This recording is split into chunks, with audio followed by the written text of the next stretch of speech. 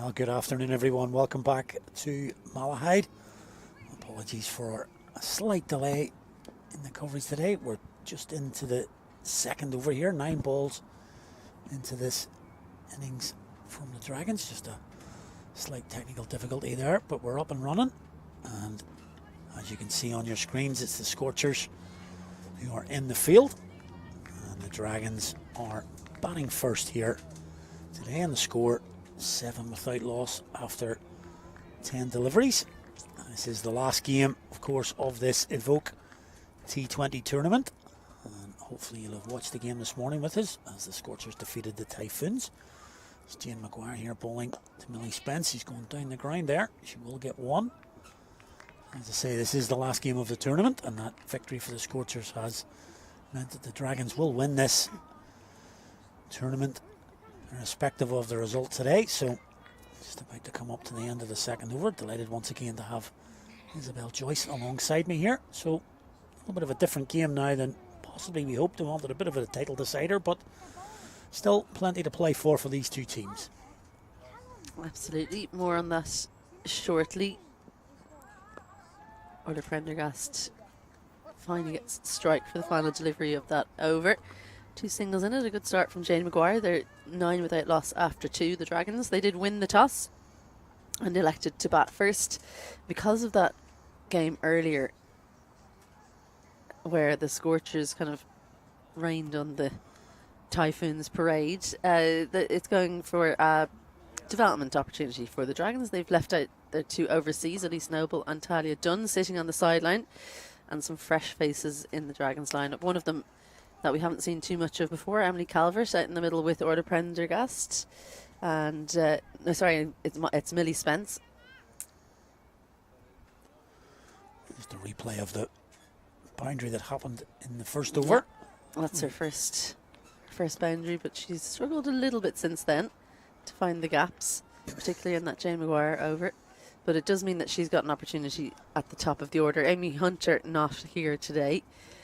So there was a gap opened up by that. Niamh McNulty, well, her first over, she replaces Alice Tector. Yeah, you're right. Look, it's nobody can sort of sugarcoat it. It's a step up for Millie Spence. She plays for Brady up in the Northwest, who are one of the better teams in the Northwest. But it is a step up for her. But opportunity comes. These are the things you got to learn from. And certainly batting with what you would say is Ireland's premier player, and Orla Prendergast at the other end. A little bit of advice. Well, she'd know Niamh McNulty pretty well. They play Irish underage, and they play against each other, of course, in the Interpros all the way up. But so that actually is something that might give her a little bit of calm. Alice Tector was the other bowler that she'd know pretty well. Jane Maguire, not so much. But 2 bowlers that she's pretty familiar with. I think the big step for Millie and for any of the other players that have come in today is actually the standard in the fielding. And as I say that, there's a misfield there, but in general, the fielding's so good. And you know, if you don't get the gap exactly right, and you don't get the power, then it just doesn't get through the field like it would in maybe some underage Interpros or some club cricket. Yeah, that's definitely right. And running between the wickets is key. We mentioned in the first game. Orla Prendergast tries to go over the top to the leg side. Skews off, actually on the offside, and runs down to third. A little bit fortunate there. Took me ages to find the ball there. Yep. I was looking at the screen and I just couldn't figure out how that. I thought maybe inside edge. Went the complete opposite way to where it should have gone. That one's nipped back. That'll be going down leg side.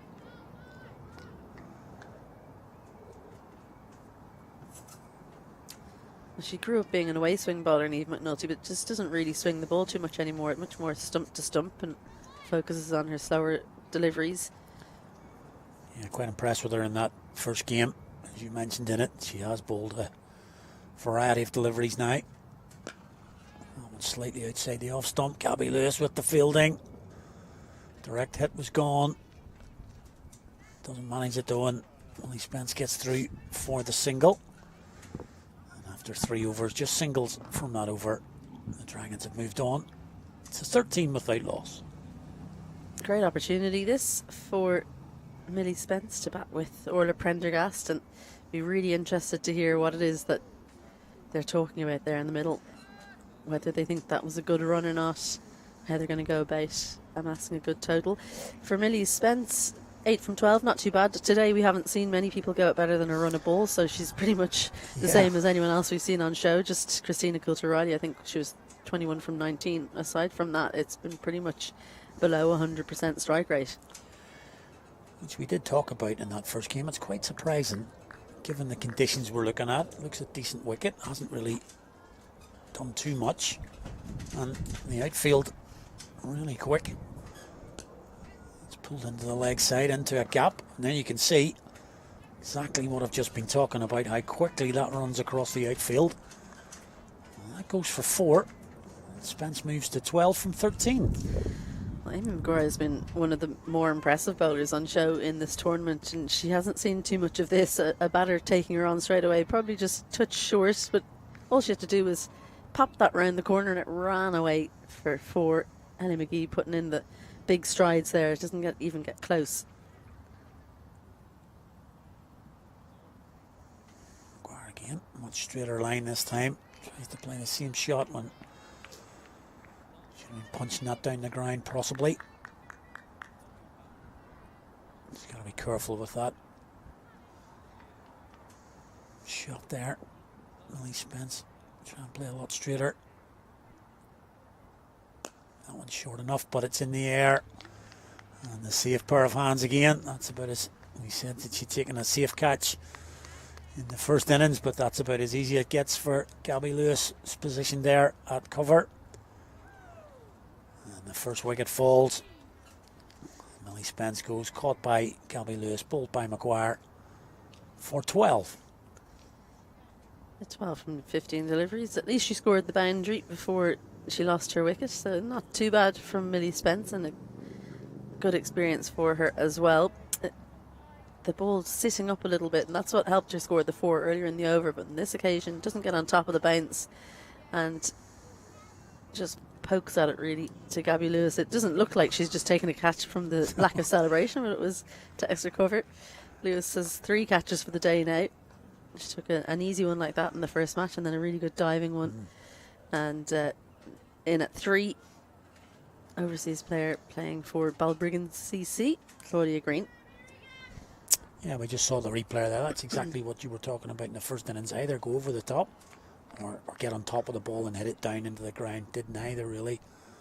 Very similar to a dismissal in that first game of Annabelle Squires. First ball for Green.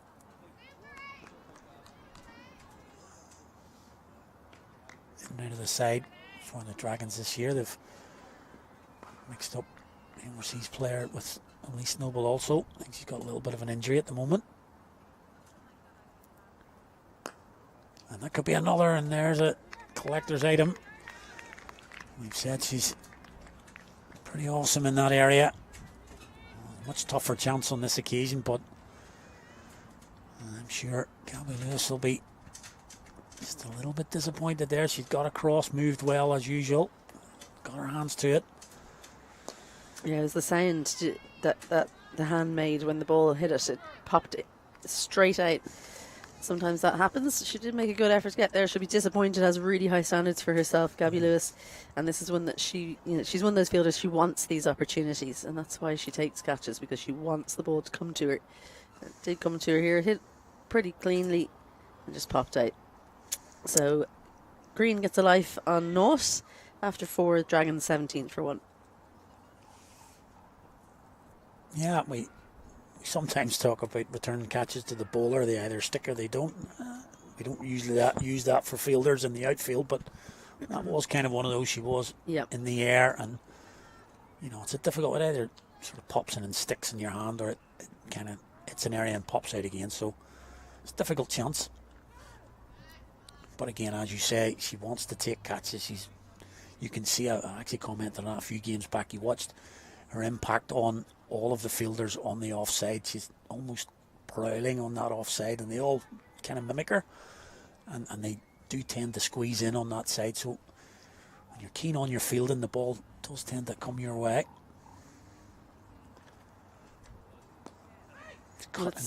It's something I've complained about a little bit, is that how rare it is to see Gabby field once outside the power play. She's often on the boundary, and the ball just doesn't seem to go to her. So I just don't think they're finding the right spot for her as one of their premier fielders. Now, the standard is really good across the team, obviously, but she should be in the hot spot areas a bit more. Let's that come on a little bit more. Prendergast is able to work it down to third. Yeah, you're talking about an international sort of game, both men's and women's, that your gun fielder is positioned, whether it be on the boundary or whether it be at point or cover in an area where it's a hot spot, as you say. You'll get your fielder and that's where they'll go. Sometimes it is the boundary, but it's not always. No, exactly. I mean, she's in those areas because she will take the catches. Yep. But we really haven't seen any catches on the boundary for her. Jane Maguire has taken a good few. Yeah. And Talia Dunn, of course, in those games last weekend took a screamer out in the boundary as well. But Gabby Lewis just seems to be out in that position when the ball isn't getting hit there.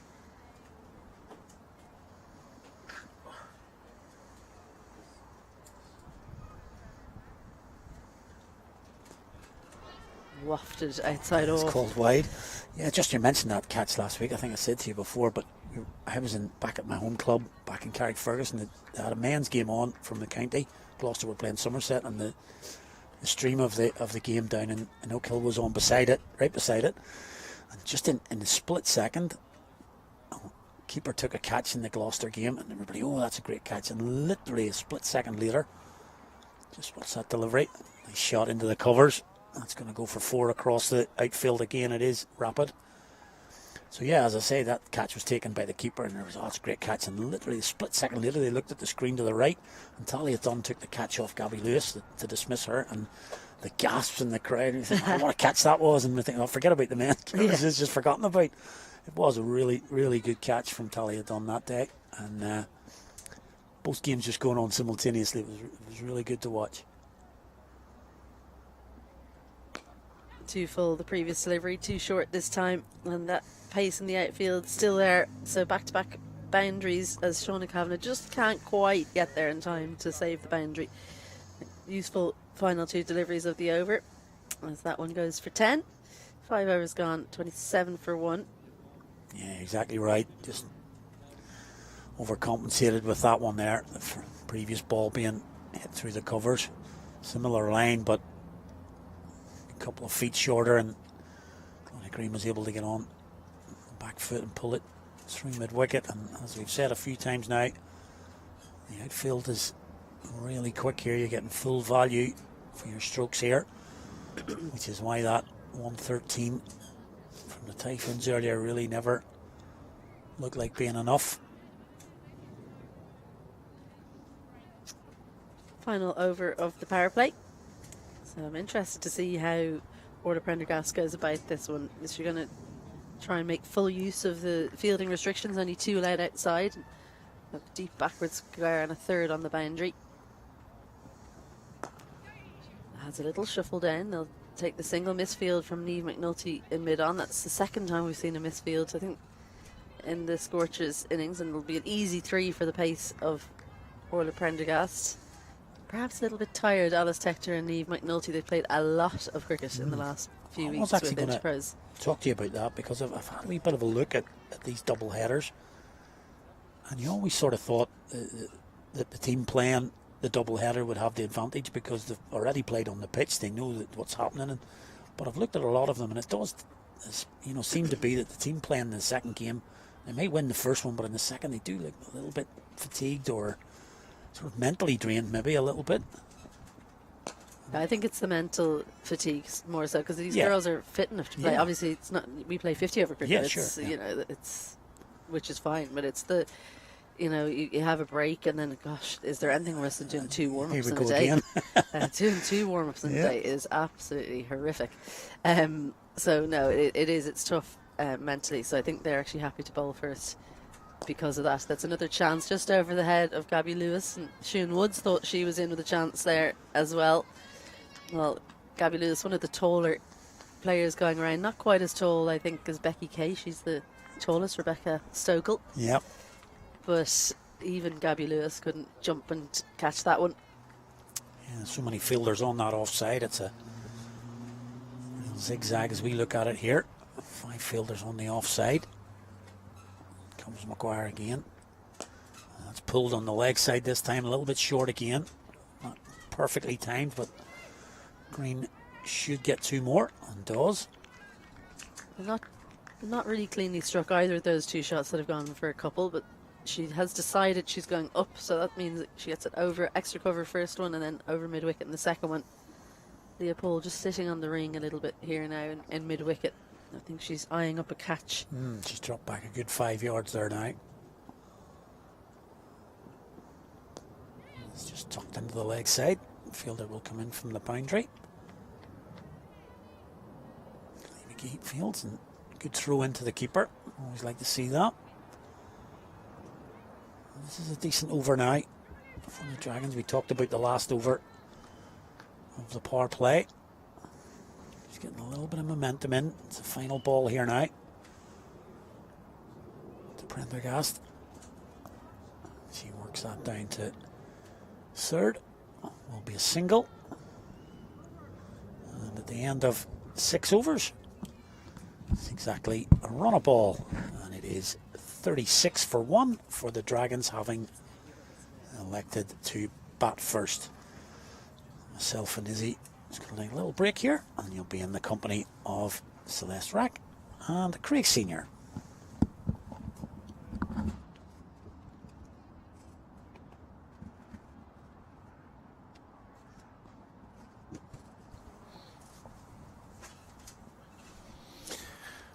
Well, Celeste, second game of the double header. The destiny of the trophy already decided, but I have to say the Dragons have come out of the blocks and sort of shown that runs can be scored on this pitch.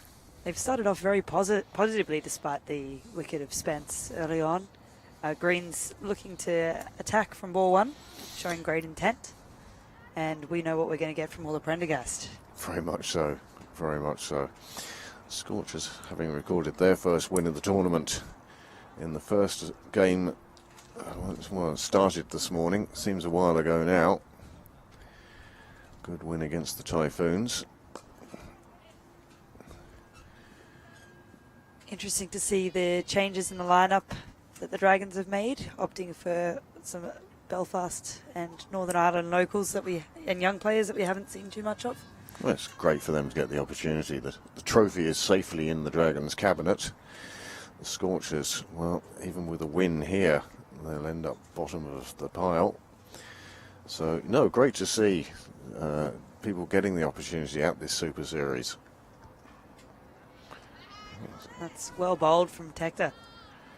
Saying before, I would love to see her really bend her back and send through a short ball, and she's just showed there that she can get the ball up.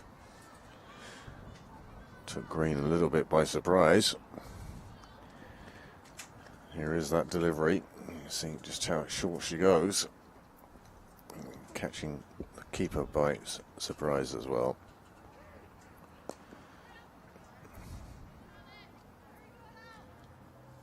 That one just short of a length, played away on the offside. Claudia Green,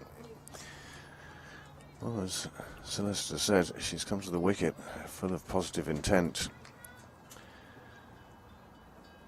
She's had a tough job in club cricket, playing as the overseas for Balbriggan, who have recently come up from Division 2. It takes a lot of experience and maturity to lead the troops. Oh, that is a fabulous shot from Willa Prendergast. She picked it up, saw it was full on her legs, and she just turned around and swept it. There were 2 fielders down there, couldn't have been more than 20-25 yards apart, and neither one of them really got to within 5 yards of the ball crossing the boundary. Super shot from Prendergast, and one feels that she's in the mood for a big score here. For sure. We were talking before about how the Typhoons in their innings were just picking out fielders, couldn't hit it away from them, and Prendergast here has done the complete opposite there. She knows exactly where those two are and waits on the ball. It's such time. She always seems like she's got all the time in the world. That's always the sign of a class player. No matter the sport, they just seem to have more time than everybody else. They go through for a leg bye. The appeal was stifled.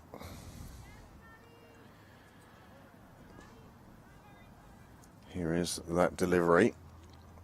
You can see it heading down the leg side, hit her outside the leg stump, but apart from that, good shout. Good shout, yeah. It's always worth the question. Any shout's a good shout if it's... Always might catch an umpire Exactly. unawares.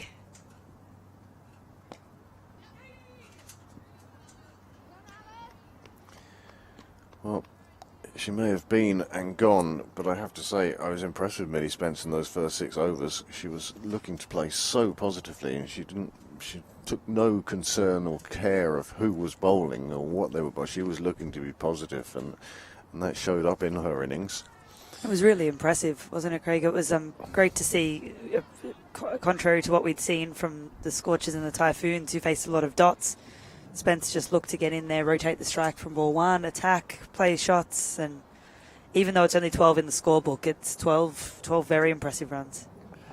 Well, as that, of course, it was an opening partnership that just saw off and over from each of the first 3 bowlers they saw.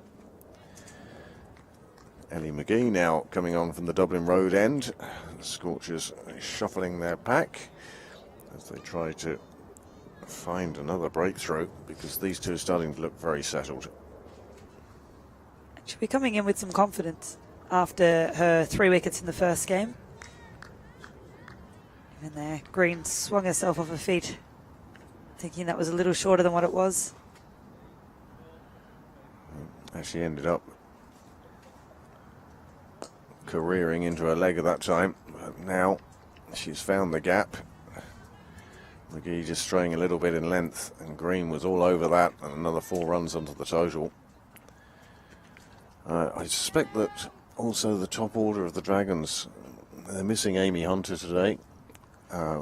Unsure why, but that necessitated the change, and we see Orla Prendergast opening, and one wonders, well, she's not the sort of player who suffers from pressure or anxiety, and the change to opener I don't think would phase her too much. But interesting move.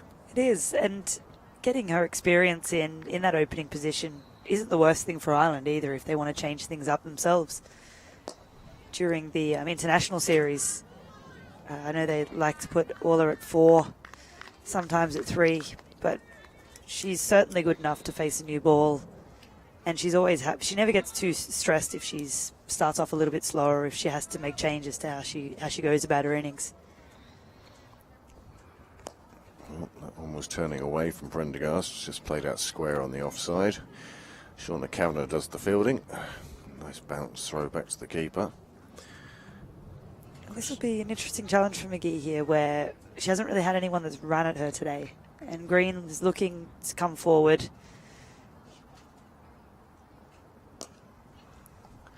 Well, on this occasion, she went onto the back foot, and it's only some good fielding from Jane Maguire that prevents the boundary.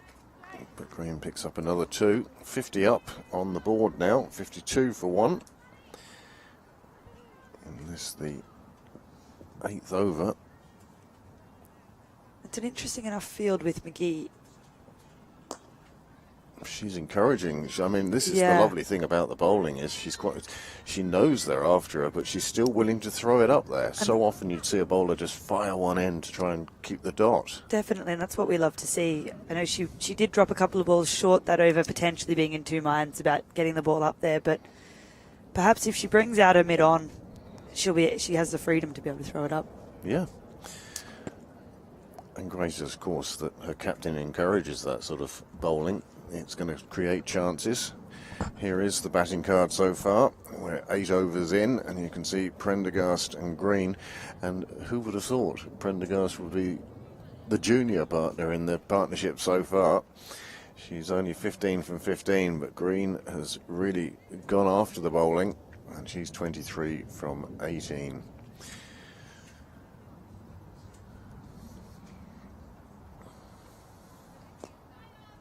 This is a new challenge for Green here. See how she plays Amy Maguire. She's not going to get much air. She's not going to get much time to react. Maguire's quite hard to hit straight. Left arm around brings its own challenges with the angles. On this occasion, swept out to square leg boundary. Shauna Kavanagh again proving to be very effective down there in front of the bank. Close enough to the nets in that corner. But what a beautiful day Malahide has put on for us today. This is, let's say, the start of a proper summer, hopefully. I did hear rumours there's supposed to be a heat wave coming, so let's hope they're true. Prendergast on this occasion trying to manipulate the bowling into a run. It wasn't to be. Woods it was doing the fielding. Scorchers have 2 behind square on the offside in an effort to cut off that run scoring area for Prendergast. Kavanagh again. Maguire will be happy enough, only conceding 1 with the full toss there.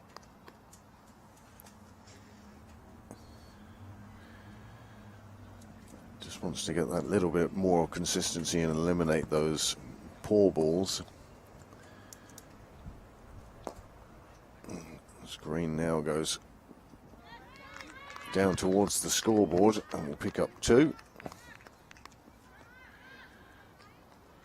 Nice bit of fielding down there in sort of cow corner. Long on and wide mid-wicket combining. Looks to be a strength of Green's that she's shown us today. That wide, long on area, getting the bottom hand into it. We haven't seen a whole lot of what she can do with the bat throughout this series, so she's impressing today.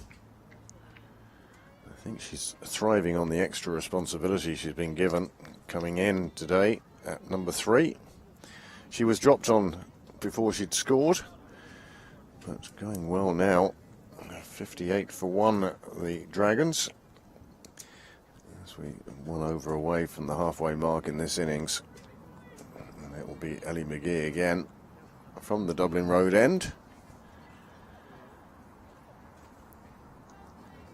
I think of the 2 sides, the Dragons will be very content. They're going along at a good rate at the moment, in excess of a run a ball. With 11 overs remaining and 9 wickets in hand, we could be looking at targets of 120, 140. Sure, it's been a very positive start from the 2 of them. Green again looking to go bigger than she actually ended up doing. McNulty caught well, stopped what I would call almost a bunt in the end.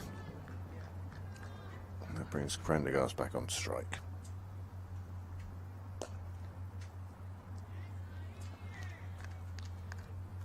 And there's that length. It's a bit flatter from McGee, trying not to let Prendergast get on top of her. But then, as I was saying last over, if Neve McNulty at mid-on there was dropped, which is what she's doing now, that just gives McGee a bit more freedom to give the ball a little bit more air where she's much more comfortable and more likely to take a wicket. So I really do like this field change of square leg coming in, long on in place now.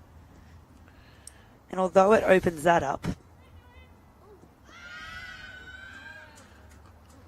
good fielding and good intelligent cricket play going for the non-strikers end. It was much further away, but it was also the better chance of picking up a wicket. One of the key difficulties is the spin bowler, especially in women's cricket. For those of you watching who wouldn't always watch women's cricket, only having 4 fielders out does mean that you have to really block off one area as a spinner. So that's a challenge for Ellie McGee here. Shauna Kavanagh, one of the busiest fielders on the park at the moment, saves another boundary. Turns that in. I'd say she's saved a good dozen runs out there already.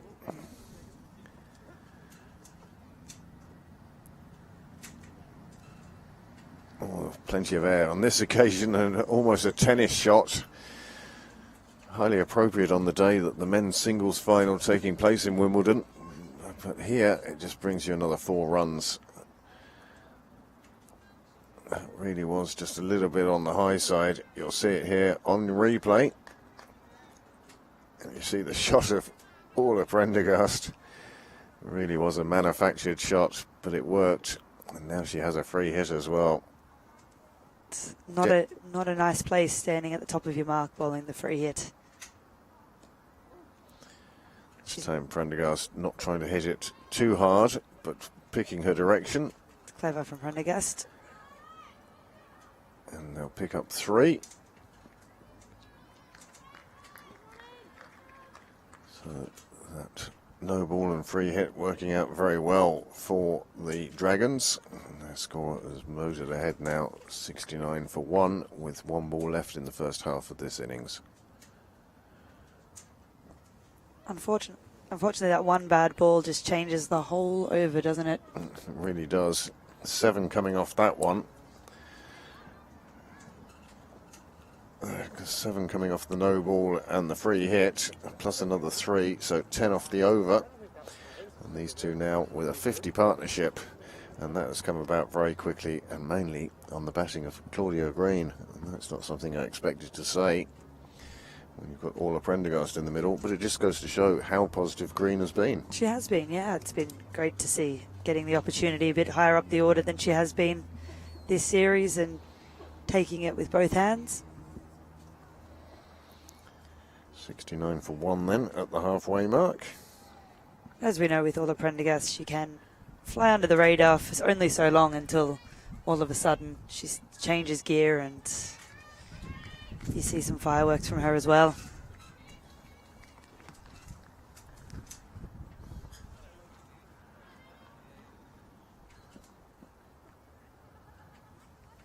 There's been a quick half-century partnership between these two.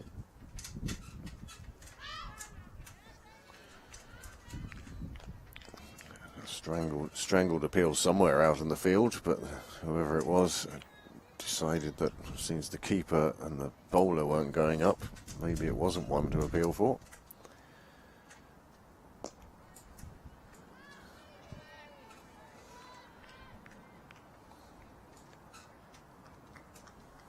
That's not to say that the Scorchers fielding has been anything other than top class so far, but as you said, the bats in this innings seem to be more aiming for the gaps in the field, rather than trying to hit for power.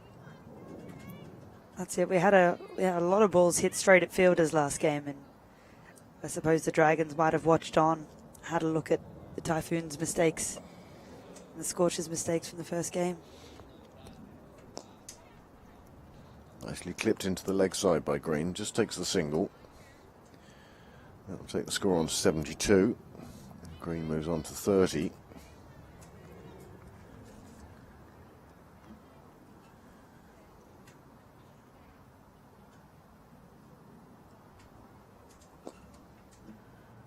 Very intelligent play from Prendergast.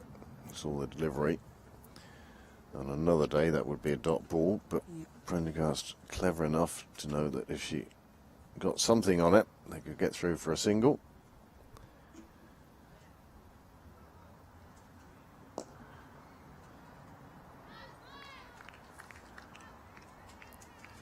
That's a needed bit of fielding down at mid-on.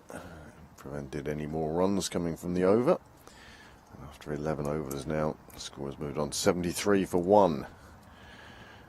I suppose it's that time of the innings now, especially for you and I. We have 2 overs left in the box, but what sort of total do you think the Dragons are going to be looking for from here? I'd say anything under 150 and they'd be disappointed at this stage. One wicket down, 11th over and 70, 73. They know, despite the fact that the Scorchers haven't put any big scores on the board in this tournament, they know they're capable of it. So they'd want to capitalise on it. If anything, we've seen teams really set themselves up and then not quite carry on. So that's the challenge for these two now, to stay out there as long as possible. What do you think, Craig? Well, I think you're absolutely right. I think anything under the 150, they'd be disappointed. But that having been said, with the changes made in the Dragons' side, as Shauna Kavanagh prevents yet another boundary, but can't prevent 2 runs being taken. It's impossible to know that if a couple of wickets, let's say these 2 got out in successive balls, is there enough batting in the rest of the Dragons' order to carry them up to that 150? I agree with you, Craig. It's a good question, and there's a lot more of the unknown in this lineup than what we've had in previous games, as Jane Maguire executes yet another great short ball. Prendergast could only half hit it into the offside. It was enough for a single though, and again that's excellent work in just rotating the strike constantly. Green, well, Coulter Riley doing a super job to stop that one reaching the boundary, because well, Green turned on it and got some bat on it, and usually that would be enough. If it beats the keeper, it runs away to the boundary, but on this occasion the keeper did a great job. She's done extremely well there. Full length out to the left. Saved 3 runs. Prendergast on this occasion swiping at one outside off. Kept very low there from Maguire. It did, didn't it? Yeah. The pitch has played very true It's been great. throughout the play we've seen here today, with the Typhoons and the Scorchers in the first T20. It's the high standard we've come to expect from Malahide Cricket Club. Oh, so well bowled by Maguire on that occasion. Change of pace, just took the pace off the ball, fooled the bat. And that's a back of the hand slower ball. It just missed the leg stump. You can see Maguire, she knew that the celebration, if that had hit the stumps, would have been amazing, but it just slipped down the leg side. Prendergast survives another delivery. And this says a lot about the evolution of Jay Maguire as a bowler, where these spots in the Irish team are very, very hard to negotiate at this stage for the selectors. Maguire has well and truly set herself apart from the others. She used to just bowl consistent away swing, same pace most balls, and now she's got short ball, back of the hand slower ball, off cutter, bowls them in the right times. I think it'd be very hard to overlook her for the first 11 at the moment. Well, the Irish side do have internationals coming up shortly. T20s and ODIs with Sri Lanka, 2 T20s to be held in Dublin, and I think it's 3 ODIs instalment. Yep. So it'll be a good opportunity. This is, I suppose, the final real opportunity for these women on display here to put their hand up to the coaches and the management for those series. Hit down the ground, and some, well, pretty ordinary fielding there by Claire Webber. Means that they'll get through for more runs than they expected to get.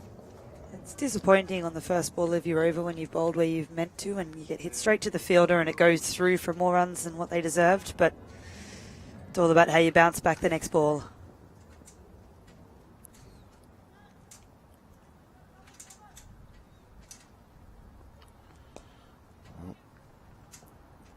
McNulty trying something out of the back of the hand on that occasion, and that just meant that she dragged it right down the middle of the pitch, but Green could only get a single from it.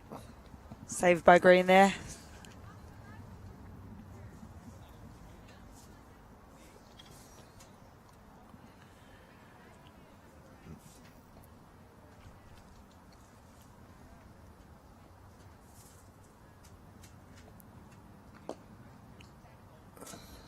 Well played from Prendergast. Such a professional shot, I'd almost call that. Just, Yeah. she knew where the field was, and as long as she got it out there, she could take that single. Prendergast now waving back to the tent. If you consider the intent and the singles that have been taken due to that intent, it's an extra 20 or 30 runs more than what the Scorchers would have been, Typhoons would have been, as Green swings herself off her feet to the slower ball there.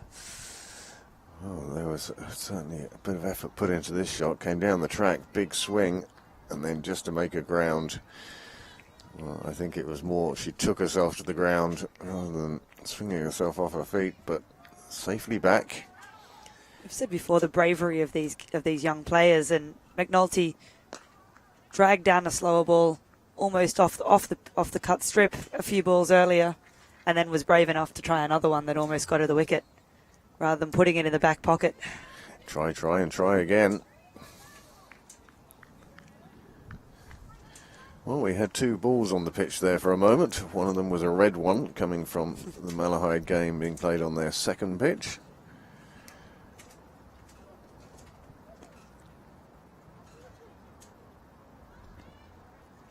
Both bats well alive to the chance of a single. That brings the score to 86 for 1 after 13 overs. Sorry, 85 for 1 after 13 overs. Now we'll hand back to Ali and Izzy to take us through to the conclusion of this first innings. Thanks very much, Craig. Is one of the warmer days we've had in Ireland. I wouldn't say it's scorching, but warm enough that the batters need a drink. Good work from the 12th and 13th. Genevieve Morrissey and Shiva Bauja running the drinks and the gloves and things on there. So well set up for the Dragons. 85 for just one wicket in 13. Lots and lots of time for them to elevate that score. We'll be very surprised if it's not the highest score we've seen so far today. What do you think these two will be aiming for, Ali? Well, I was just thinking that, just while we were watching for a little bit there, that 140's been the highest score really in the T20, and we'd really like to see maybe a 150, 160. So certainly, I mean, we're looking at Orla Prendergast there's on 35, haven't been out there for the entire 13 overs, and certainly in a normal circumstance she would be well past the 35 at this stage, but she's got the ability to change gears in these last 7 overs. So if she were to click into gear now, you could certainly be doubling the score from here up and around the 160 mark. So Two extra covers. Just for the outfield here, as I say, it's said a few times, it's really quick and it's in the air, but it's well hit and it's over the top. A couple of bounces that'll skip away. Well, Heatley Tector in front of us, yeah, goes with the foot and fails to stop the ball. He's just said to us he's going to miss the Euro final tonight. And there's only a few issues with Heatley playing in the Euro final, so just a few. But the gap was over mid-on. A little shuffle down the pitch and lifts it over. Orla Prendergast. 4 fielders allowed out. Cover long off. And they're putting long on back now. So square leg has to come into the ring. That might be the space she looks at next. We've seen her shuffle across and try and access that area a few times. And she just looked to try and hit in that area, but Ellie McGee keeping the ball outside off stump. It's a difficult shot. That was key there, keeping it outside the off stump and making sure she had to drag it if she wanted to find that area. And she shuffles across and finds the Colin fielder. Parrish. What a catch, Alice Tector. Just one of the taller fielders on the pitch, and that was lucky because it was going at pace over her head, but Orla Prendergast getting too funky with that shot. Shuffles across, looks to try and make use of the change in the field. But it's a good change because Alice Tector's got the danger woman out. Orla Prendergast goes for 39 from 34. Dragons 89 for 2. Yeah, sometimes as a skipper you stick or twist, and Paul's hand was maybe pushed there with that first shot, and she changed the field and, as you mentioned, brought Alice Tector into the ring. And immediately Orla Prendergast picked that area as where she was going to hit her boundary. You can see she goes well outside off stump and then doesn't get enough elevation, and Alice Tector's there at that square leg positioning again, as we've talked about all day really.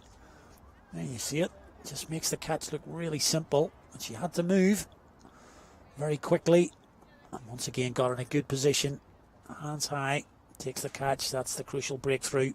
Because, as I was just saying, if Orla Prendergast was to kick into gear, it could really elevate this Dragons score.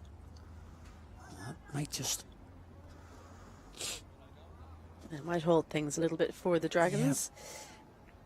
Yeah. The key for setting that field is just what's the most difficult shot for Orla Prendergast to play. Louise Little, the new batter, dragged down from Ellie McGee, is someone who is... unfortunately, just out of form, Louise Little. Yeah. and could be a perfect opportunity for her to hit the runs, to maybe get a little bit of luck go her way. She's got 2 short deliveries to start off with. Alice Tector prowling on the boundary down there, keeps it to 1. She does make everything look so effortless, Alice Tector. One of those people that you're nearly irritated watching them because it all looks too easy. Even the way she just picked up and threw that ball, like it's a big long throw and it does it so easily. Great to see her bowling a bouncer earlier. I know her brother Harry was here and he was begging her in the next game, bowl a bouncer for me. Well, she did it and I thought it was good. It was a good bouncer. It was actually a good bouncer, and we were just sitting over to the right here and we're not actually sure. Maybe chat with Alice later to see if she thought there was a little nick on it. It was an excellent delivery. We've gone up for a nick on this one. The umpire's just called over, not given any decision, so he felt that there was no edge there. But yeah, just going back to Lou Little, we've seen her over the years sort of batting wise, but I think today even is a real, as you've just mentioned there, with 6 overs to go here, she hasn't contributed at all with the bat this year, and I'm sure she'd be really looking. Yes, it's not a game that's going to decide the title, but just to feel part of the title-winning team. It'd be nice to score a 20-30 here in the last game. So, just an innings for her own individual rather than as a team. Just to go out there and score runs for yourself, not just as a team. It's a perfect opportunity because there's no pressure on, because the title's won. You know, you've got a good platform, 92 already. You can play with a bit of freedom. Alice Tector starts with a short one. Well, we were talking about it off air, Ali. How many balls do you reckon Niamh McNulty has fielded today? It's been absolutely incredible. I'd say she's fielded about half the balls. Well, it seems to every time. And actually, in the last over when she was bowling, the ball went down, and I thought she was actually going to go and fill that one as well. She really has been in the target zone. And Alice Tector bowls an absolute beauty. It's the old adage, you miss, I'm going to hit. That is dead eye middle stump. And Alice Tector's picked up a wicket of Claudia Green, and in back-to-back overs now, the Scorchers have struck, and Claudia Green goes for 34, so Prendergast goes in the previous. Green's gone now. It's 92 for 3. 2 set batters gone. It's a bit of an odd shot, this one. Real heave to the leg side. Agricultural, you have to say. She guessed wrong. She didn't pick the right delivery to go after, because that was very full for that shot.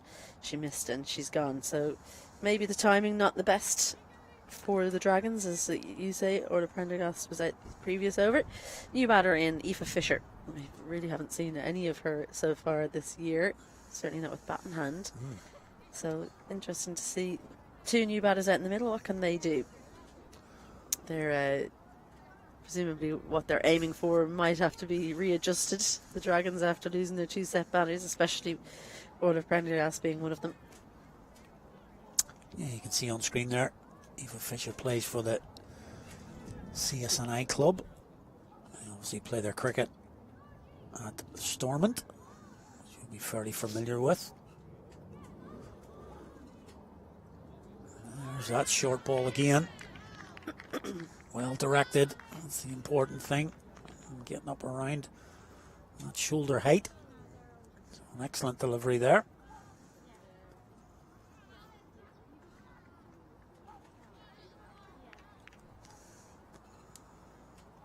He's got that little shuffle just to kick off on the mark. And she comes again. Ball to Fisher. And that's beautifully bowled. Follows up the bouncer. So well pitched up delivery, just moving away. Beautiful seam away there from Alice Tector. Standing the ball up nicely, getting a bit of movement off this pitch. Yeah, it was a lovely delivery.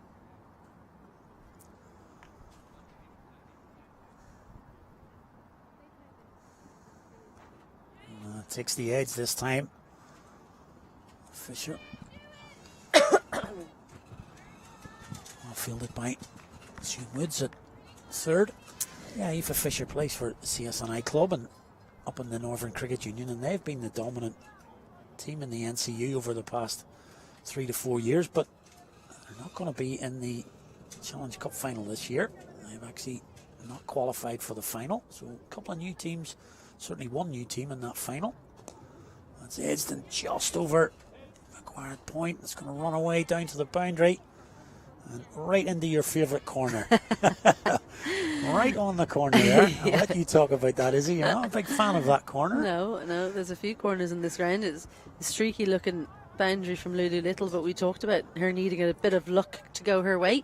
Here we go, have a look at this now. There's a corner right there. Yep. Look out, if you keep on running, you're suddenly over the boundary before you know it. There's a corner, there's two corners there, and then there's two on to our left. I must check out the other side of the ground and see if we've got even more corners. There's new look Malahide, new groundsman, of course, here after Frosty retired. So things looking slightly different, especially for you with the no stands as you're used to. I'm used to coming down for the international games here when there's stands up everywhere, and it's really, really nice to see the ground as it is, and you can see the trees in the background, another game going on the top pitch, and it's a beautiful place to play cricket. I wouldn't mind playing here on a regular basis. Really nice. Ellie McGee to bowl. Yeah, I was just mentioning about that Challenge Cup final, which is on August the 4th, and it's Warringstown, which is a well-known club obviously in the north, but they're playing Hollywood, who have really developed their women's teams over the past few years. It's in the air but well hit. That's going down towards the boundary, but Shauna Campbell will get round and field. Yeah, they've really put a lot of time. They've got an overseas player now, and their facilities, lots of kids playing at Hollywood, and they've within a space of 3 or 4 years they've reached the Premier League, and now they're playing in their first ever Challenge Cup final. And obviously if they win that, then they'll qualify for the T20 finals day, possibly. Yep. And they'll play a Northwest team, and really good to see a team coming from literally nowhere, and you have a women's team 3-4 years ago and coming to the levels they've reached. A lot of hard work's gone in there. Yeah, they've really applied themselves, and it just shows what can be done if you set your mind to it. In women's cricket, it is a sport that you can, 2, 3, 4 years, you can improve so much, because it's a game that you can practice so much. I know that sounds strange, but because you don't have to, unless you're a seam bowler, if you're a batter, you can bat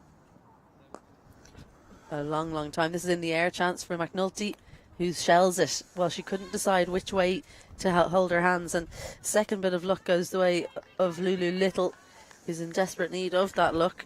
She couldn't have picked out McNulty any better, and after a fine day in the field in general, she's put down with a pretty regulation chance.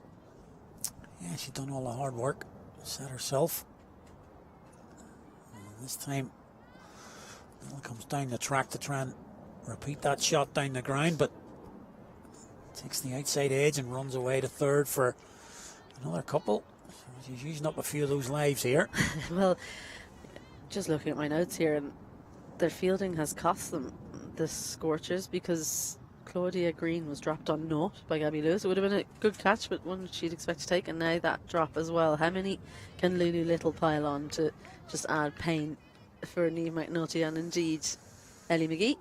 16 overs gone, 104 for 3. Yeah, that'll be the key for Ellie Little, if she can use those drops, and Ellie McGee finishes her spell again. Similar runs that she conceded in the first game, but she took 3 wickets this morning. Just the one this time, but she'll be pleased with her day's work. Would have been even more pleased if she got a 2 in the wickets column. 2 in the column, yeah, she should have really have picked up one there. She'd get she's got a knack of picking up the important wickets, because she got Orla Prendergast this afternoon, and she took important wickets this morning as well. Real good skill that, if you can eke out the key players in the opposition. Amy Maguire to bowl again. That's in the air. It's going to be safe again into the gap. They're going to come back for 2. Yeah, just getting back to that other up in the northwest end, the T20 final there will be between Breedy and Fox Lodge, the two major teams in the northwest, and then they'll play off. Obviously, to see who then will play the Leinster team. 4 fairly well-known teams in the Leinster semis: Phoenix and Marion. Is the Hills and Pembroke, I think, is the other semi-final? Yeah. So 4 well-known teams there. Oh, the Hills, I think they haven't made it past round 1 for a good number of years, so they tend to get Pembroke first up. So they're delighted to only find them in the semi-finals. Yeah. There will be 4 great games. A lot of players have been on show today will be involved in those semis on opposing teams, of course. Plenty of players missing as well for those cup semi-finals on Tuesday because of the Irish Under-17 tour. Yeah. It almost evens out, I think, because for the Hills, they'll be missing this bowler on show, Amy Maguire, but Pembroke will be missing Isabel. Why can't I think of Isabel's surname? Isabel Jennings. Isabel Jennings. Yeah. And Marion will be losing Niamh McNulty, but Phoenix will be losing Alice Tector. So they're all cancelling each other out. Yeah. Well, it's good to see that they're getting that on the tour, but as you say, I'm sure they'd love to be playing in that semi-final. Should be a good matchup. As I say, a lot of players out there at the minute will be in opposition. I'm sure you'll have your Marion hat on Tuesday. Yep. Not in the 11. So I'll be watching from the side. Good watch for fielding. It's a difficult thing, isn't it? Watching, I still struggle with it. I love it. It's great. I don't have to play. No, I still struggle with watching, especially my own clubs involved. Last ball of the 17th here. Amy Maguire's bowled a good spell. That's targeting the leg stump. Nicely played though. Really, really clever batting. That just shuffles down the pitch and eases to the leg side for a single. But a good over from Amy Maguire. 1 for 18 for her from her 4 overs. Another great spell from her. And the runs, well, they're being kept a little bit quiet now after those big Manhattans got that around. There's one at 5 overs and one at 10. But those 2 wickets, the dots on the right-hand side, have halted things a little bit, where they would have probably looked to launch these last 4 or 5 overs had they not lost the 2 set batters. Yeah, that was the key moments that we talked about. A couple of set batters coming in here, but you know, we did talk about it in the last game about rotating strike. That was a nice shot there from Aoife Fisher, as I say. She could have just blocked that and rolled it back to the bowler, but worked her hands into the leg side, and that's the kind of thing we got to look for here. She's moved on to 8. That's a lovely ball. It's just angling in towards the off stump and then just straightening a little to beat the offside, the outside edge rather, through to the keeper. I think Jane Maguire's bowled beautifully today. We were talking about it in between the games. How do you choose a bowling lineup for the Irish team at the moment? It's really difficult to select a team, I think. There's some younger players coming through. Nice slower delivery, that one from Jane Maguire. Some younger bowlers that are starting to put their hands up, the likes of Tector and McNulty, who we've already seen here. Some spinners, Amy Maguire and Freya Sargent, and then who gets the new ball? Lots of difficult choices to be made for those series coming up. Sri Lanka in August and England in September. Really looking forward to those tournaments. Or not tournaments, those series. That's a good series across the country. Sri Lanka, as you say. And I've got their test match coming up at the end of this month, but then 2 big series, and we haven't really talked about it, that games have taken place here, but lots to play for. And not got a World Cup to go to, unfortunately, but lots to play for these players out here. I want to put in performances here. That's edged again. Little, that must be 4 or 5 of those 9 lives up by now. Well, the key is that she swings hard, doesn't she? She never holds back. Lulu Little, and usually when you swing hard, you give yourself a chance to take the thick edge as opposed to the little feather.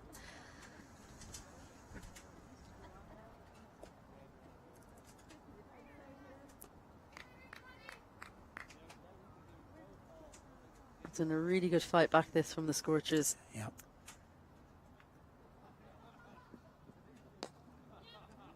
That's a nice shot into the leg side again, but it'll be fielded by Gabby Lewis, which keeps it down to 1.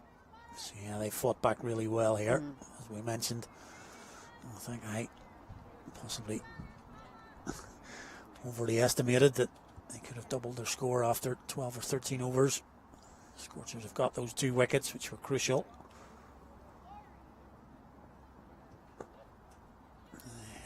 A little bit of a hesitation there between the 2 batters, but always an easy single there. But again, a good over from Jane Maguire. As you say, she's bowled really well, particularly this afternoon there. A few change-ups. Bowled in different times in the innings as well, which is always a good skill as well. She goes through wicketless, fair enough, but 20 runs just conceded from her 4 overs. They say she bowled in the power play, middle overs, and then 1 there, number 18, which is never easy. And that's a good return from Jane Maguire. She's just 4 singles from that over, exactly what the Scorchers would want. And with 2 overs to go now, the Dragons will be looking for a big finish here. They've got to get surely a couple of boundaries in these last 12 balls. Won't be easy though, as Alice Tector's back. That's nicely played by Lulu Little. Just uses the pace and the extra bit of bounce, but Shun Woods comes around and cuts it off. It didn't really kick on after it bounced there, that shot. I thought it was going to run away, but yeah, that's one of the few we haven't seen really, and especially in the way the shot was played, it kind of looked as if it was just going to kick on, as you say. I think as well, when you play it across the square is so long here, or so wide in Malahide, it's almost like it accelerates, but that one obviously going over the square.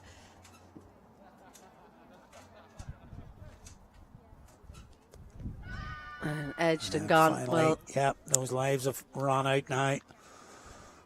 Colton Riley was confident there, and that's again nicely bowled from Jack to the shorter ball on the previous delivery. And that one well pitched up. She did something similar in her last over. Pitched it up and just moved it away from the right-hander. And this time, Lulu Little does get a nick through to the keeper. 14 from 11 for Lulu Little. It was a good length delivery, this one. Lulu Little just playing 2 straight. Manages to edge the ball. She shuffled leg side and trying to give herself room, but all she could do was find the edge. So it's Arlene Kelly who comes out now for the Dragons, and you know she's a very, very accomplished batter. So she's definitely someone that you are happy to have coming out at this point in the game. She's a boundary hitter. And Lulu Little dropped on 5. She just made 14, so not too costly, that one, for the Scorchers. And the only thing is that sometimes when you have someone like Arlene Kelly who's the proven boundary hitter, you're thinking, should we have taken that wicket? We don't really want her right here at this situation. That's exactly what I was just thinking, you know. Well, the best thing would be to just get her out, I think. Straight away, that would be a way of doing it. Yeah, that's what Alice Tector will be aiming for. Heading back straight away. Kelly to face Tector. Just a little bit too quick for Kelly there. She might have been somewhat surprised by the shorter delivery. Caught it very high on the bat. Yeah, and Alice does seem to have taken Harry's words to heart. She's pulled quite a few deliveries. Just a little bit short of length, but she does seem to be getting the ball through a little bit quicker here today, whether it's the surface or just being in good rhythm.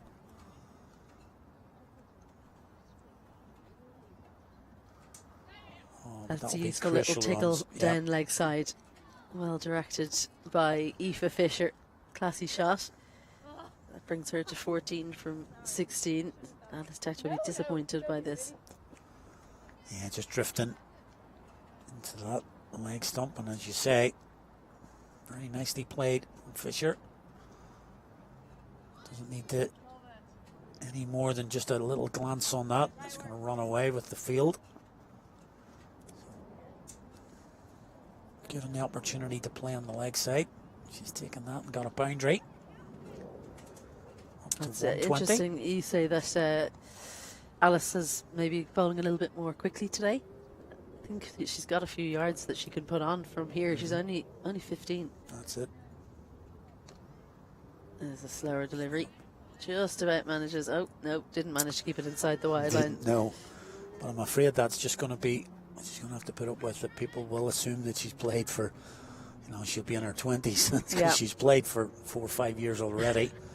She's only 15. When she reaches 20, she'll have played for almost half of her life nearly. So unfortunately, her age, but there's plenty to come, as we've seen today.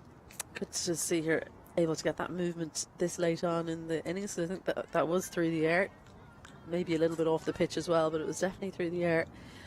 But I think as well she's going to probably follow the path of Elise Perry, where Elise Perry was very much a bowler first and batter second. But the longer that you're in a professional setup, you can become an all-rounder. I'm not sure that in Irish cricket she would be kept out of the top order like Elise Perry was. Yeah. I've another little misfield from Niamh McNulty there. The Scorchers just looking a little bit tired out in the middle. 1 over remaining in the innings, 123 for 4. The Detective finishes her spell, 2 for 29. A little bit unlucky to go for 29. A couple of misfields off her bowling and just 1 or 2 poor deliveries going for 4 that probably aren't reflective of how well she's bowled today. As we will see her batting at number 3, I would think. We saw her this morning. Then really exciting young cricketer coming through. It's going to be from one teenager to another for the final over. Niamh McNulty bowling this one. Does mean that when they go away on that trip next week, they've got 2 bowlers that can bowl in the power play and then at the back end as well. Very handy for Albert van der Merwe, the Irish under-17 coach. Well, very much so. If you can rely on 2 bowlers who have had the experience of bowling at this level, both, as you say, in the power play for 6 and then last 2 at the death, it's a definite skill. There's no doubt about it, to be able to bowl at the death.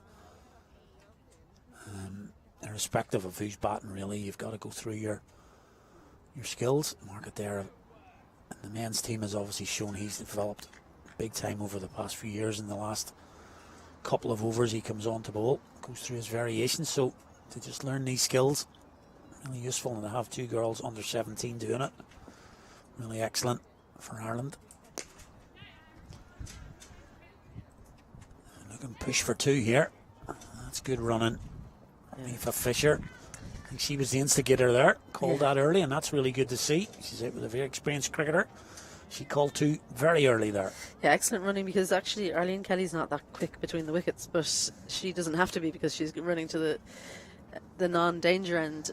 Aoife Fisher got out the blocks quickly. Never should have been 2, really. You'd be disappointed as Claire Webber down here at long on that they got that 2. And Niamh McNulty bowling another good dot.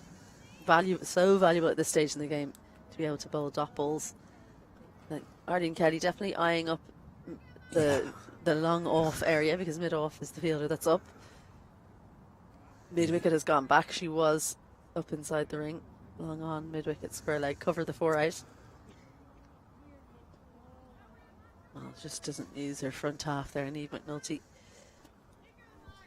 So after bowling a lovely dot, bowls it wide. Gives it back. Yep. Yeah, she's looking, as you mentioned there, covering that leg side. Fielders all around the boundary on the leg side. Just the 1 out at deep cover on the off. There was a discussion between Leopold and Gabby Lewis there where they're changing their plan. Long off's going back. Gabby Lewis is heading out there. They're going to bring square leg in. Ellie McGee. That is a more difficult shot for Arlene Kelly to hit to square unless Niamh McNulty falls short. That's where she goes. She's actually got it in front of the deep mid-wicket. So she actually pulled that in front. I thought maybe she would go backward where that fielder had been brought in, but she goes over mid-wicket. Picks up the boundary. Good clean hit from Kelly, as you mentioned, when she came in. Certainly a boundary hitter. Can she get a few more before the end of this innings? That's a clean shot down the ground. Work to do for Lewis, but even she's not going to get round to that. That's a clean hit from Arlene Kelly. Brilliant. Straight as a die. She waited for that magnificently. It was a very slow ball, so she had time to change her shot. above the eye line, and then it was quick thinking from umpire Willie Clark to get out of the way. It was Matrix-like, and straight as a die right between those fielders. They're quite wide, especially Claire Webber here at long on. She's quite wide, so there was no chance to cut that one off. Back-to-back fours in this final over. And it comes the reverse. Not the option for me. Setting a clean ball here. Arlene Kelly.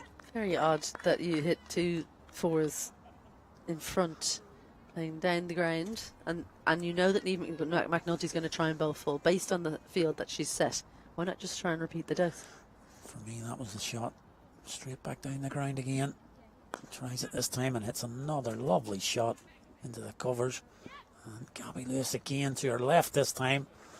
And that just makes that reverse sweep seem so much more out of character because 3 shots there in the last 4 deliveries. We'll see this one, which was the last ball, hit as clean as a whistle through the covers. 3 boundaries in those last 4 balls has catapulted that total up to 138. Kelly makes a quick fire 15 from 7. As you said, when she came out to bat, maybe it wasn't the best idea to get her right there. She's just taken that last over. Really good over for the Dragons. 15 from it. Yeah, she scored all of her runs in that final over. And the Dragons will be thinking, why did we not get her out there sooner? 15 from 7. Aoife Fisher, nice little hand from her, 16 from 18, but she also ran really well, which you don't see in the figures. It's something that is really impressive because she's clearly tactically aware. It's a good display from the Dragons. Prendergast 39 from 34, so she's the top scorer for the day. She was together with Green for a long time, 34 from 26 for her, and then a handy little partnership at the end. Fisher and Kelly, 16 and 15 from them respectively, to get the Dragons up to 138 for just 4 wickets. There are the partnerships. So Spence went pretty early, then Prendergast and Green came together for the 72, and a couple of partnerships with Little and Fisher, and then Fisher with Kelly helped elevate the score. It was very much an ebbing innings from the Dragons. There's your Scorchers bowling lineup, just the 5 bowlers used. Definitely the pick at the top there, Alice Tector, 2 for 29. In terms of wickets and runs there, she's going into 7.25, and actually those runs probably a little bit more than her bowling probably deserved. And also down there, Amy Maguire, 1 for 18. I thought she bowled really well, and along with her sister Jane, the 2 of them also bowled really well. 8 overs, 1 for 38 between them. Generally bowled pretty well, the Scorchers, but just that last over, Niamh McNulty just went for a few and has taken up the Dragons to 138 for 4. There's your match summary. Prendergast with 39, Green 34, and then a nice little partnership at the end there, as you mentioned, Izzy, between Aoife Fisher and Arlene Kelly. Takes them up to 138 for 4. So the last innings of the Evoke T20 season coming up, when the Scorchers will be chasing 139. It'd be lovely for you to join us then. We'll be back in around 10 to 15 minutes. Lovely to see you then.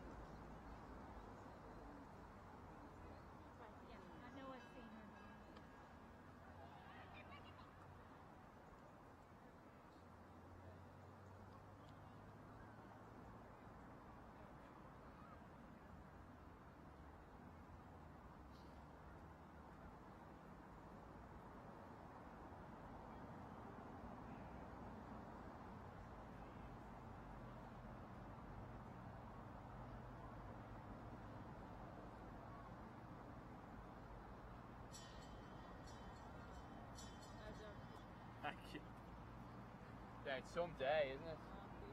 But hopefully it looks, that just stays out there for another hour or two, and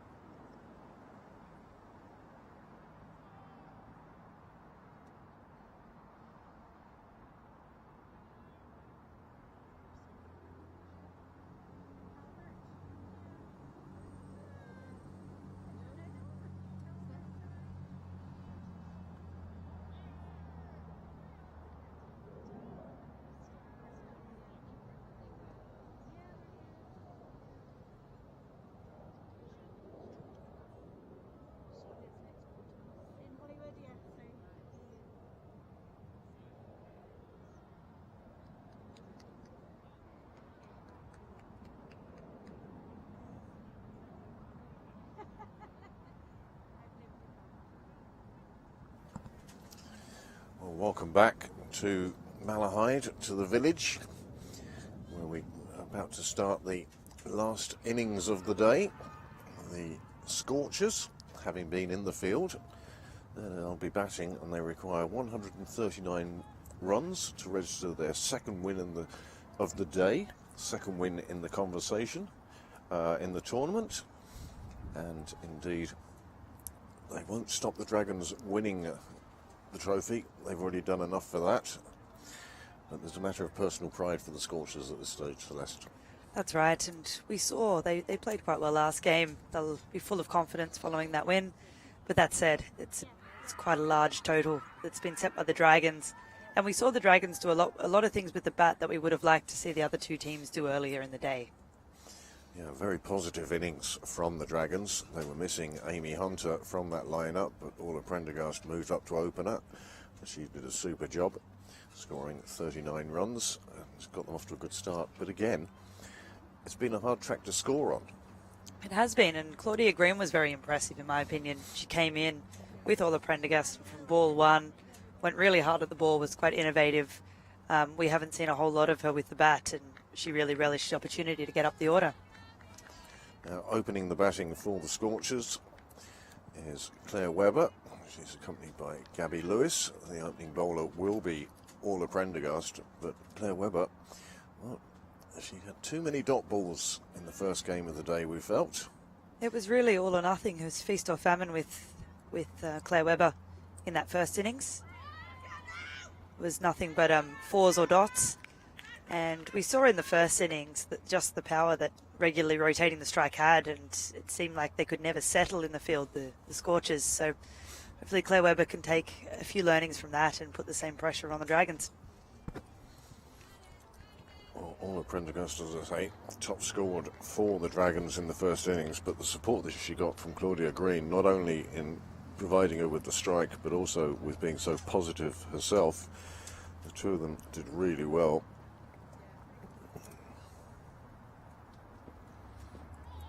That's a good delivery from Prendergast, getting that one to seam back into Webber. She keeps it out, but another dot ball. This is exactly what we were talking about with Claire Webber. Exactly, and I think Orla Prendergast is a very tough matchup for her. Claire Webber likes width. She likes to free her hands. She's not really known for a huge amount of foot movement.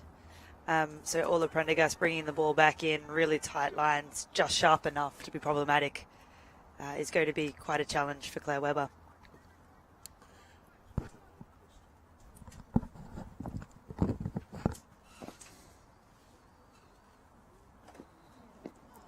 There again, that tight line. Tight line that she's just getting back into Webber. You know, and the fielders are on that leg side. They're wide awake. They're really in on top of the delivery.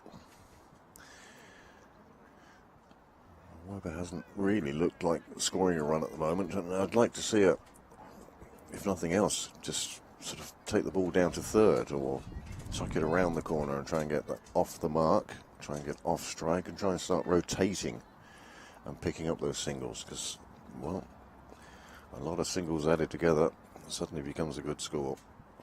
That's right. They don't want to be looking at the scoreboard and seeing it creeping up higher and higher. There's that big shot that we were saying with Claire Webber. It seems to be all duck or no dinner, I suppose is the old saying. I like that. And it's a low percentage against Orla Prendergast with the length that she bowls and the amount of swing that she gets coming back in late. It's not an easy shot. She would have had time to do her homework on Prendergast as well. You know what she's going to bowl. She's not going to surprise you too much. She's going to bowl those big in swingers, bit of pace, mix up her lengths a bit.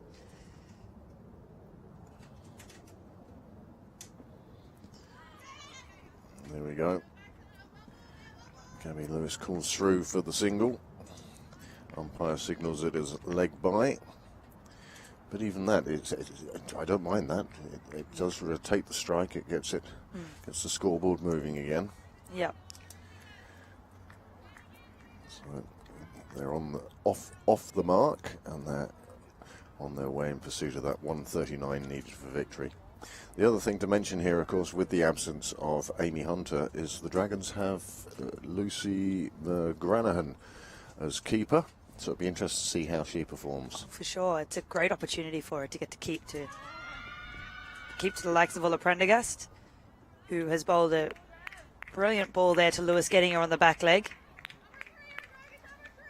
Good appeal from Prendergast, ends her first over. And here is that delivery. This is where you can play I am the umpire. And unfortunately for Prendergast, because she's moving the ball so much, it's very hard for the umpire to definitively give her a wicket, potentially a little bit high as well. And that one certainly seemed to be dragging back enough to miss the leg stump. That's it. Umpire Steve Wood, unmoved by the appeal. So at the end of the first over, score 2 without loss.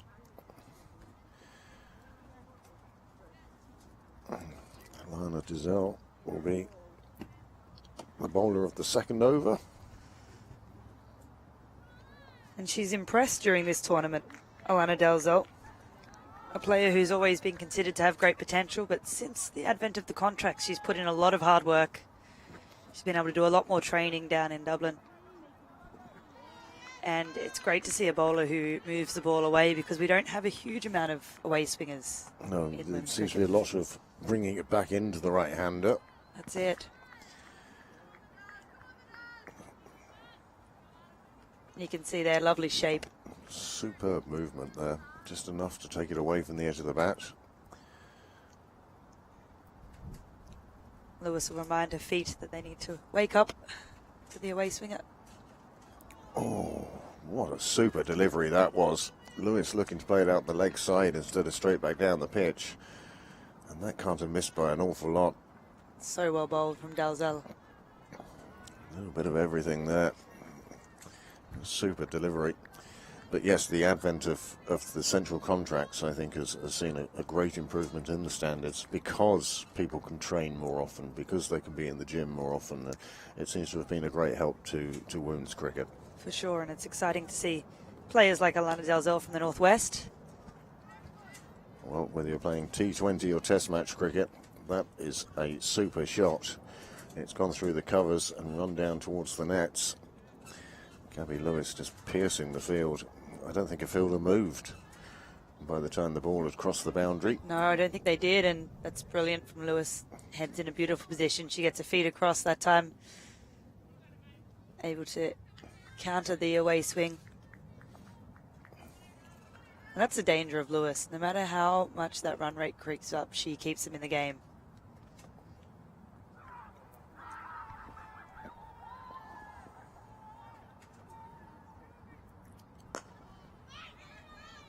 Another good ball attacking the stumps. This time it's punched down the ground, and they'll look for 2. They get through for the second run handily enough. Well, that was another very good ball attacking the stumps. Yeah. Lewis playing it with a very straight bat, straight back down the ground. Dalzell's another name that may not have been in the conversation a year and a half ago about the new ball for Ireland, but will certainly, especially if she keeps bowling like this, will certainly be in the mix, be on selectors' minds. The senior management team of the Irish squad. There we go. as you say, the difference between getting the ball coming into the right-hander and just getting it to leave them like she is, this is fabulous bowling. Makes her a great foil to Prendergast at the other end as well.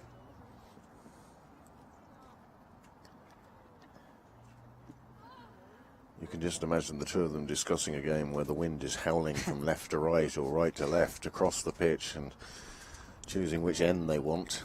At least they won't be fighting each other. Yeah. Until it becomes, I'm getting too much movement. Can I now go the other way? But that's a problem for a captain, not for us, not for them. And that's 2 overs gone now and 10 on the board.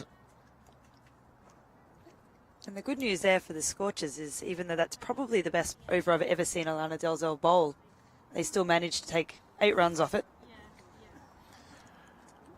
Well, again, those runs scored by Gabby Lewis. But yes, it was a very good over, and she was getting lovely movement. One wonders how many overs the ball will continue to assist her in that way. As Orla Prendergast now to start her second over and the third over of this reply.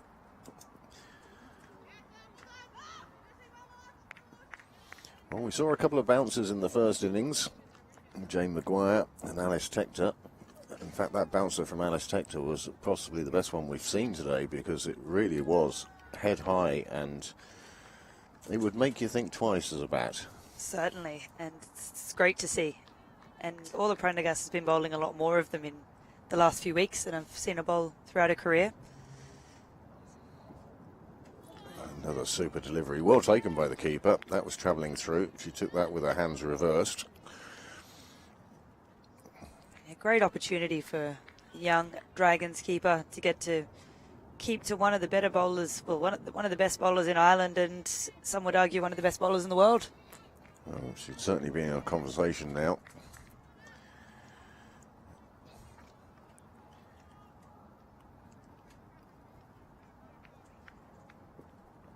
Another good delivery that Webber has swung at and missed. Another dot ball. Webber needs a plan here, doesn't she, Craig?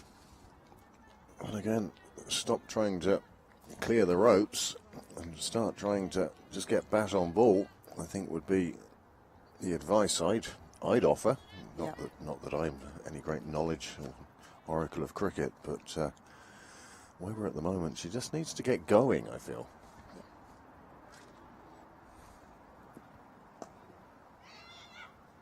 That's beaten the fielder in the ring, and it will run out to the rope, and that's squeezed out. And that's Webber off the mark. She picks up her first boundary, but it's a boundary interspersed with dot balls. That's it. Just like we were discussing last game, there doesn't seem to be a clear single plan to straight ball on the stumps, which is what you know you're going to get from Orla Prendergast. That said, as we know, as we've seen with Webber, when she gets width, she is very adept at throwing her hands at the ball and quite strong through the offside.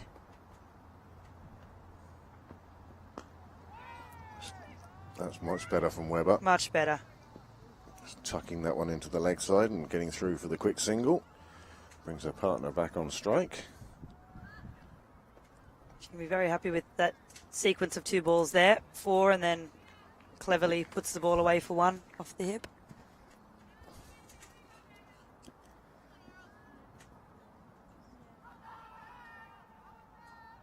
Prendergast against Lewis. This is one of the top matchups you can have in Irish women's cricket.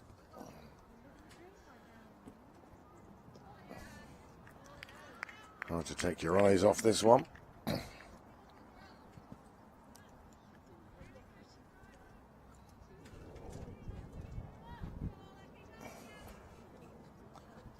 It's not really getting across to that. As a result, played over the top of it. It's almost harder to play when the ball doesn't move from Prendergast in this stage of the match. Well, that's how you get those edges through to keepers, is you play for the movement and it's not there. It's well bowled and well played. Super straight bat from Lewis, keeping that one out. It's the end of the over. Prendergast just 2 overs gone now and just 6 runs coming from it, including that 4 from Claire Webber in that over. And after 3 overs, the score has moved on 16 without loss And I think it's that without loss that the Scorchers would be quite pleased with at the moment, as they're putting down a good base to chase down the 139 that they require. And how they'd love to finish today with 2 wins against the 2 teams that finished above them. It'd be a great day for them, wouldn't it? But I agree with you there, Craig. The wicket of Lewis still being intact is a huge factor for them in this game. We know that she's the danger woman in terms of chasing down a high total. Chasing 7 or 8 and over doesn't worry her in the slightest, as long as she's still there. Oh, there's a mix-up of calls there. A direct hit would have been, and she's out. She is out. It came off the keeper's gloves onto the stumps. And that's the end of Claire Webber, and that was unnecessary. It was a shame as we started to see Webber get going, but Lewis was firm there and couldn't help but think it was the right call from Lewis to send Webber back in that situation. Well, I think the result showed that it was the right call to send her back. It's a shame, because I'd like to have seen Claire Webber sort of getting into a stride just by taking a few singles here and there. Lewis was a long way down the track before she was sent back, and that is a fabulous play. And that was Orla Prendergast with the ball there at the point, which would have really fed into Gabby Lewis's decision to send Claire Webber back as well. Absolutely. There's no keeping Prendergast out of the game. Alice Tector is the next bat in for the Scorchers. And this is a partnership that the Scorchers will hope will go long into the innings. This will be a great challenge to see Alice Tector take on. She has batted really well, and she hasn't quite yet cracked the 100 strike rate throughout her two or three innings at 3. So in this chase, there's a little bit more pressure on her to score than what there was last match. We all know she's capable, and with Gabby Lewis at the other end, she's got girls she plays a lot of cricket with.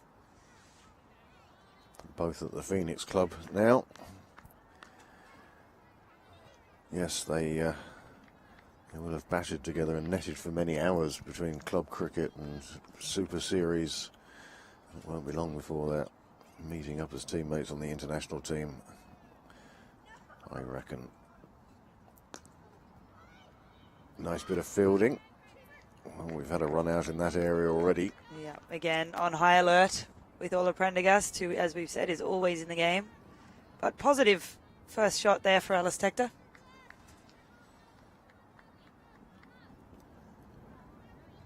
Zell bowling really well now.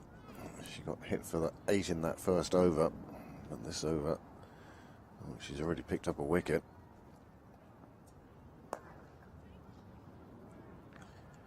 Prendergast again does the fielding.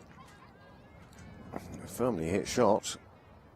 On another day, a yard either side. It may have run away for 4, but not today. Not past Orla Prendergast. It's quite a clever tactic. You don't often see Orla Prendergast fielding at point, but with Dalzell moving the ball away, it is a bit of a hot spot at the moment. This one in the air this time. Again, Prendergast. She really has sort of built a little brick wall around that area at point. Nothing getting past at the moment. She has, and it's making life difficult for Tector here now. 4 balls yet to get off the mark.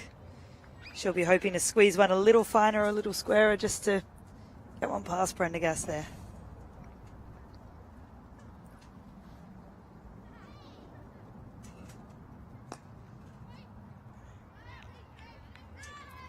And another fielder, another dot ball, and that's a wicket maiden for Dalzell. Absolutely fabulous work. She was well backed up by her fielders, though. She was indeed. It's a key position there. Orla Prendergast at point. She's not someone you want to take on for the single. And that just adds a little bit more pressure to the Scorchers as they try and take on this total. 7.69 is not something that would intimidate Gabby Lewis too much, but it's tough work when you've just come in, you're a young batter like Alice Tector, and you start to see that number rising.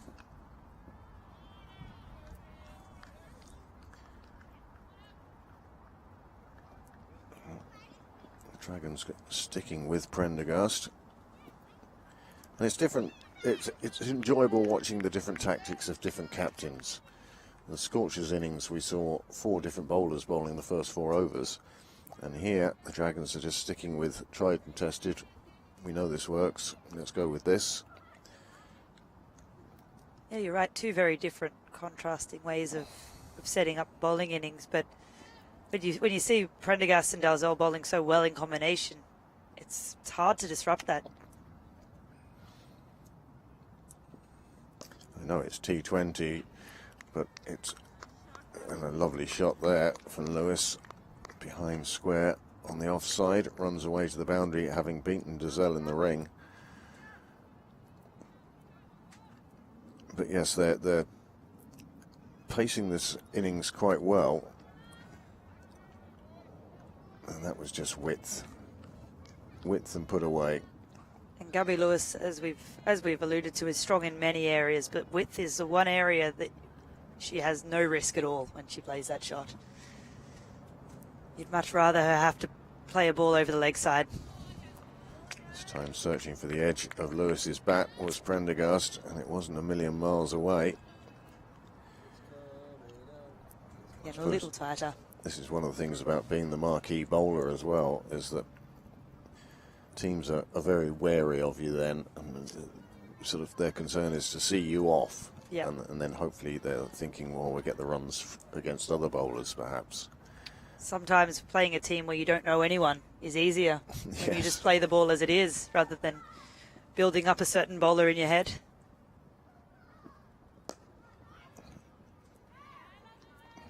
Lou Little with the fine stop in the covers. And yes, the Dragons' fielding so far has actually been quite sharp. The Lulu Little Cara Murray combination there at cover is quite useful. Lulu's a great athlete, has a really, really strong arm as well.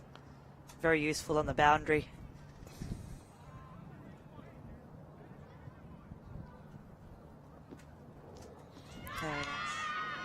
Well, that's it. She was searching for the edge of the bat. On this occasion, she got it. A little turn round to the umpire. It wasn't an overwhelming appeal, but only because they knew she was out. That's right, and great catch there from McGranahan. A lot of pressure on. All the Prendergast bowling.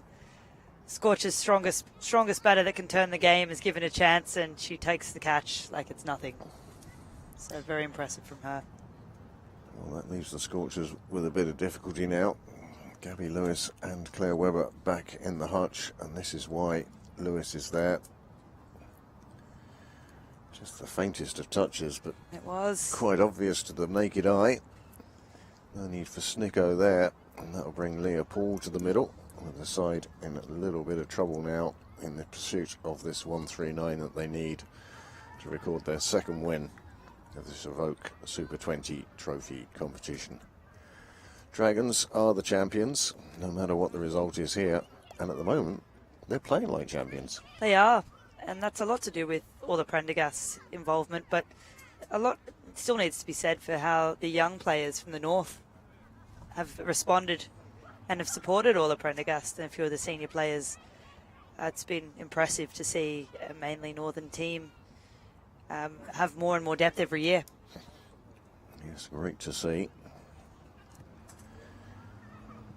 Nice, neat catch from the keeper as well. No nerves shown by McGranahan. To the manner born, I'd say. She looks like a keeper. She's doing a super job for her side at the moment.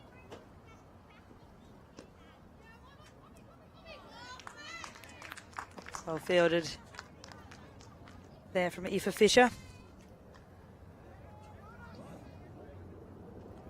Leopold has had a very successful Super Series so far in the T20 competition. Usually an opening batter, coming down the order a little bit more, really found herself at home and has been able to expand a game more than what we would have seen from her in the past. Hitting straighter, hitting harder, still playing lovely square. Well, it looks like we're going to see the first bowling change. We're out of the power play now, of course. Oh, sorry, 1 over to go of the power play. And a change of bowling, we'll see Claudia Green coming on for that final over of the power play. Well, she was impressive with the bat. She sure was. And it feels like so much has happened in these 5 overs. It's hard to believe it's only the 5th. 5 gone.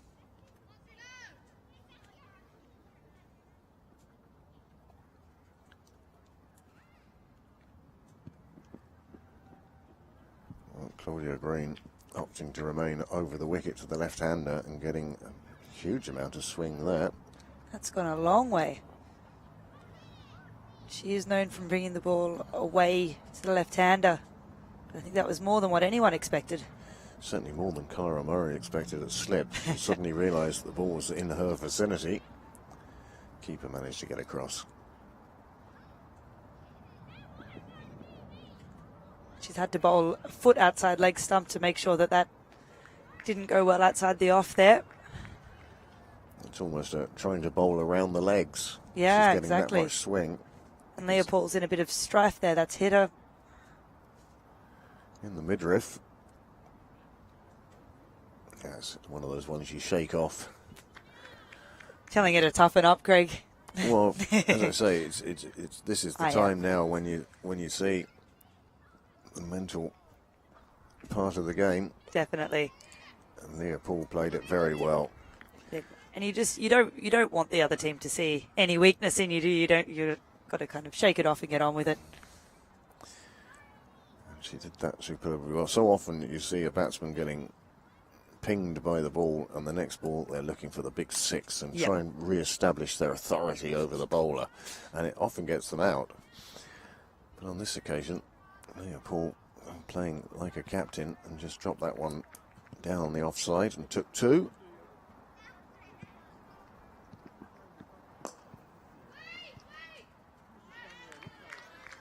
As always, there's something just beautiful and poetic about watching left-handers bat. Oh, they look a different, totally different game. Especially Leopold scores in areas that you'd expect of left-handers. Has had a very good series. Carries her bat very low in her stance.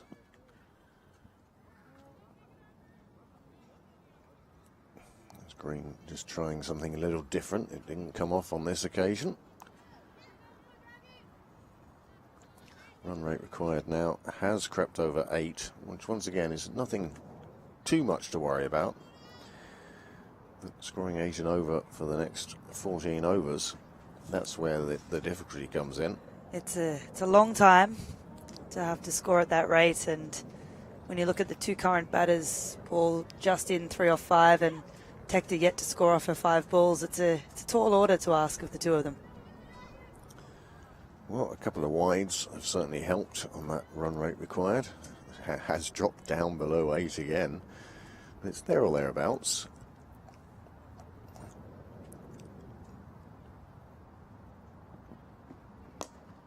Lovely shot from Paul, and that's threading the eye of the needle. There were 2 fielders who were in with a chance of that, but it was so well placed that neither one of them got a hand near it, and it ran away for 4 runs. And once again, it's the width. She's onto it straight away, and that let her just power it through extra cover, and it runs away for 4 runs down towards the team tents. Looks tough out there for Claudia Green with the amount of movement she's getting to get a line right.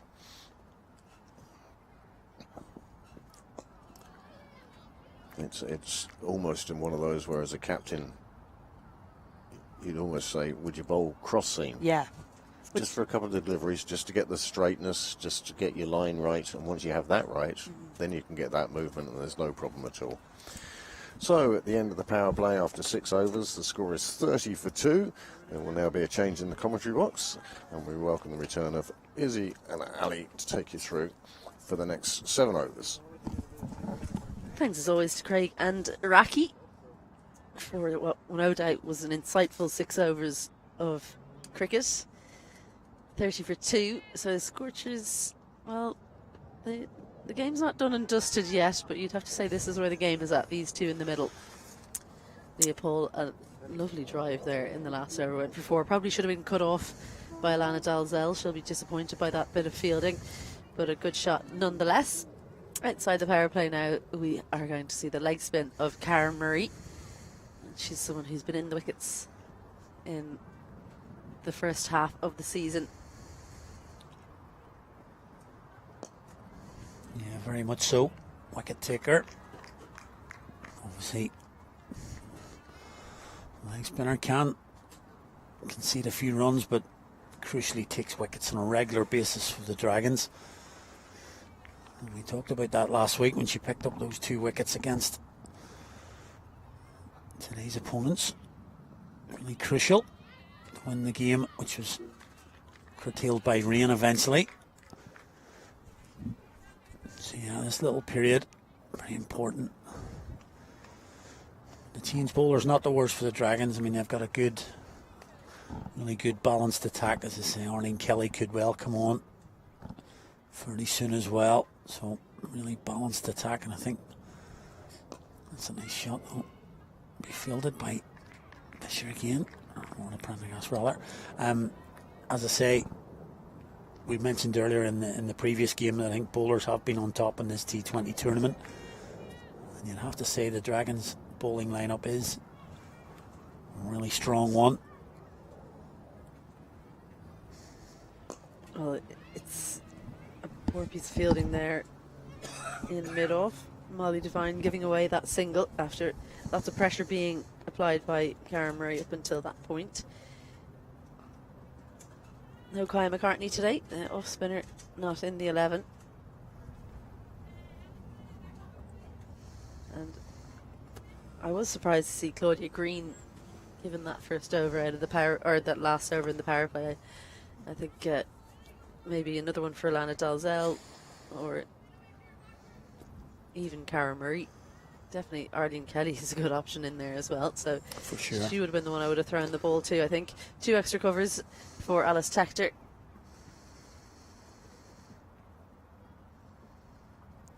Big edge. And that's got some pace on it. It'll run away. I think they're going to look to cut it off, but they won't manage to get there. So off the mark with a boundary. Not where she intended, but the result's the same. Yeah, she'll take that. And as you mentioned there about the field, very similar tactics to the earlier game. Packing that offside, leaving big gaps on the leg. Alice Tector was happy to go through off, but on that occasion takes the nick. They've even taken out fine leg now, has come into short third. They're going to bowl outside that off stump. That one's too wide though. It's given a wide. Too focused on not bowling down leg side, so she's gone too far outside the off stump.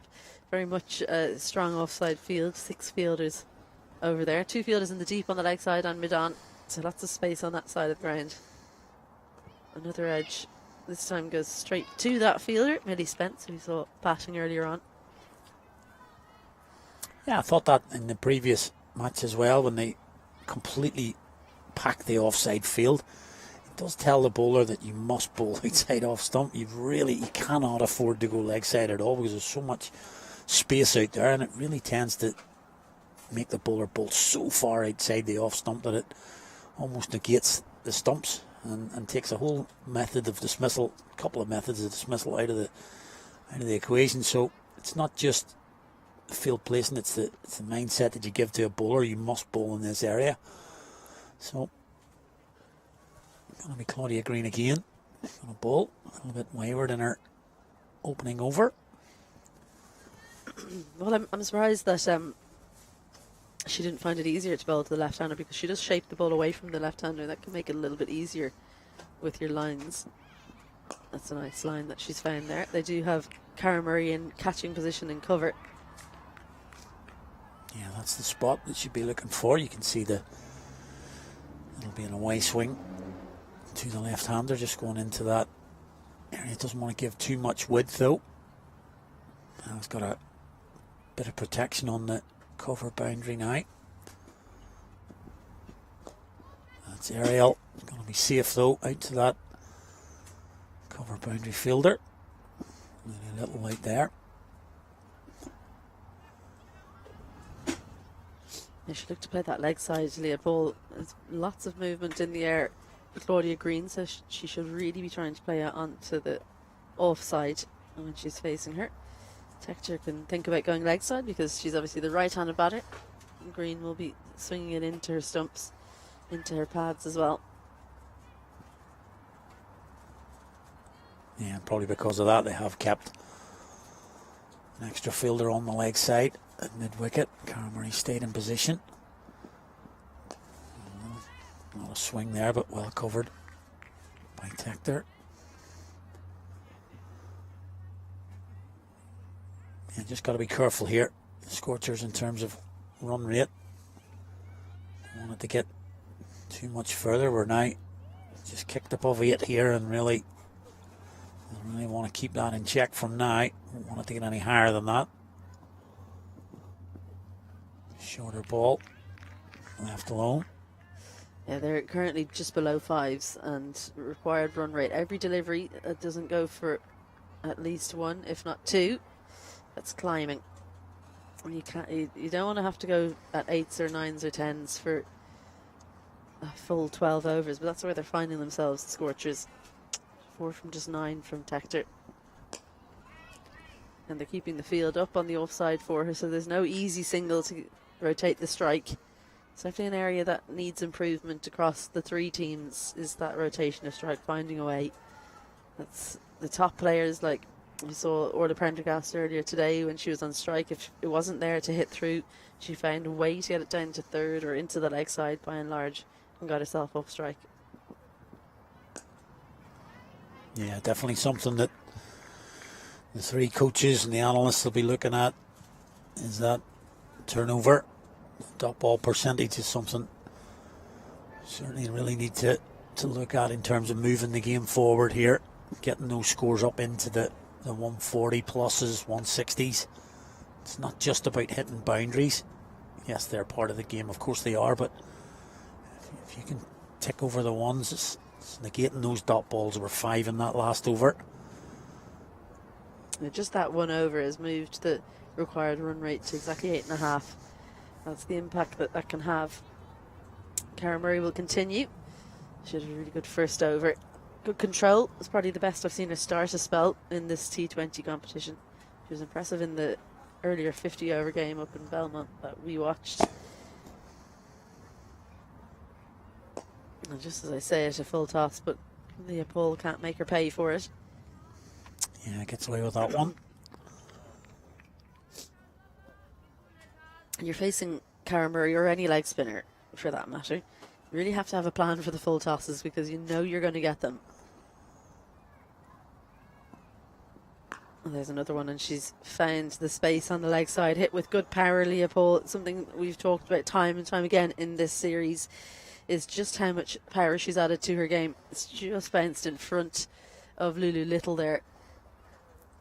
Yeah, real difficult ball for Little out on the boundary there. Really hit with a lot of power. You can see it just dips in front of her. Really difficult to get anything on that, and really, to be honest with you, didn't deserve to be stopped in a way. It wasn't that far away from her, was it? It was just hit with such power. That's an excellent comeback though. That's a much better delivery. Probing that off stump. I think that's something we've really seen today is when fielders have maybe made a mistake, a misfield or something. They've been, you can see they're really disappointed in themselves. They have high expectations of their fielding, and no one more so than Lulu Little, who really does take pride in her fielding. Punch down the ground from Leopold. Now, Alice Tector needs to get something going here. She just has that one boundary that came off the edge. That's been her solitary scoring shot. She's faced 10 dots aside from that. Has to find a way, because right now 42 for 2 and nowhere near. They are chasing 138. That was really helped in the final over of the first innings by Arlene Kelly, who hit 15 in that over. On this field again, Alana Dalzell just can't seem to quite get it right here today. Good work in the deep from Lulu Little though. Good quick pick up and throw. Keeps it to just 1. Yeah, good cover on the boundary. That's when you just need somebody to help you out there. He still does the assistance for Dalzelli. Let that through again. Last ball of the 9th. Deft little touch. They're not going to take a single though. I don't think that's a high percentage shot for Leopold. He's maybe put in the back pocket. So good dot to close out that one for Cara Murray. 6 runs in the over, and after 9, the Scorchers are 43 for 2. They've lost 2 wickets already. Webber, who had a horror of a time facing Orla Prendergast, eventually was run out by Prendergast rather than being got out. Lewis as well didn't look her fluent self and was eventually caught by wicketkeeper McGranahan off the bowling of Prendergast, who was supreme in her opening spell. Tector and Paul, the 2 batters out there now, 5 and 15 for them. Yeah, to be fair, those 3 overs from Prendergast was a good watch when we were just sitting over on the bench to the right here. It's definitely good to see her bowling from the sideline. Yeah. Wouldn't fancy too keen to be out facing there. it, no. Especially because of the way she moves in. Moves the ball into the right-hander. You can find yourself peppered. There's a big appeal. I think it must have clipped the pad. Obviously hit something because umpire Willie Clark's not signalling a wide. Yeah, I wasn't so sure from more vantage point here, but a good bit away though. The umpire thought it just clipped.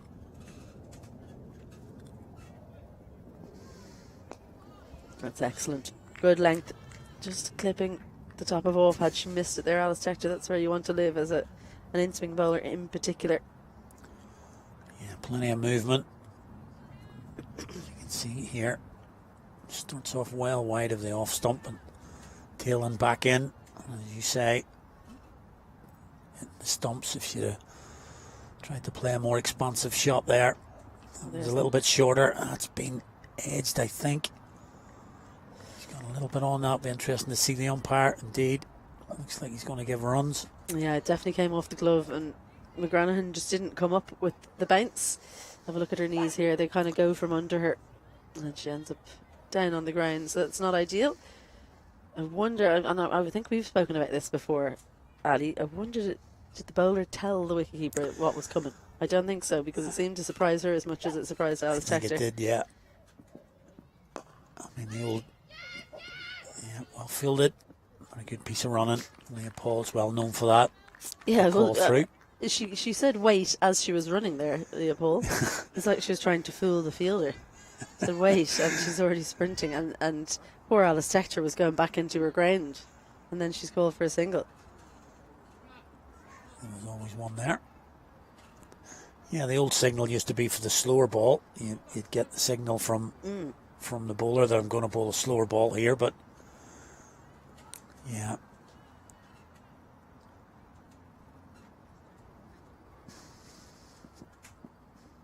There is that slower ball. Yeah, and I didn't spot a signal. No, definitely not. It should be a couple, will be a couple. Good pick up from Alice Tector, but just the 2 from it.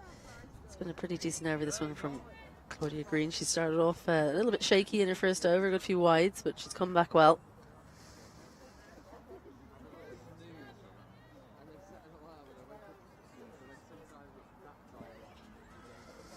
This will take us to halfway.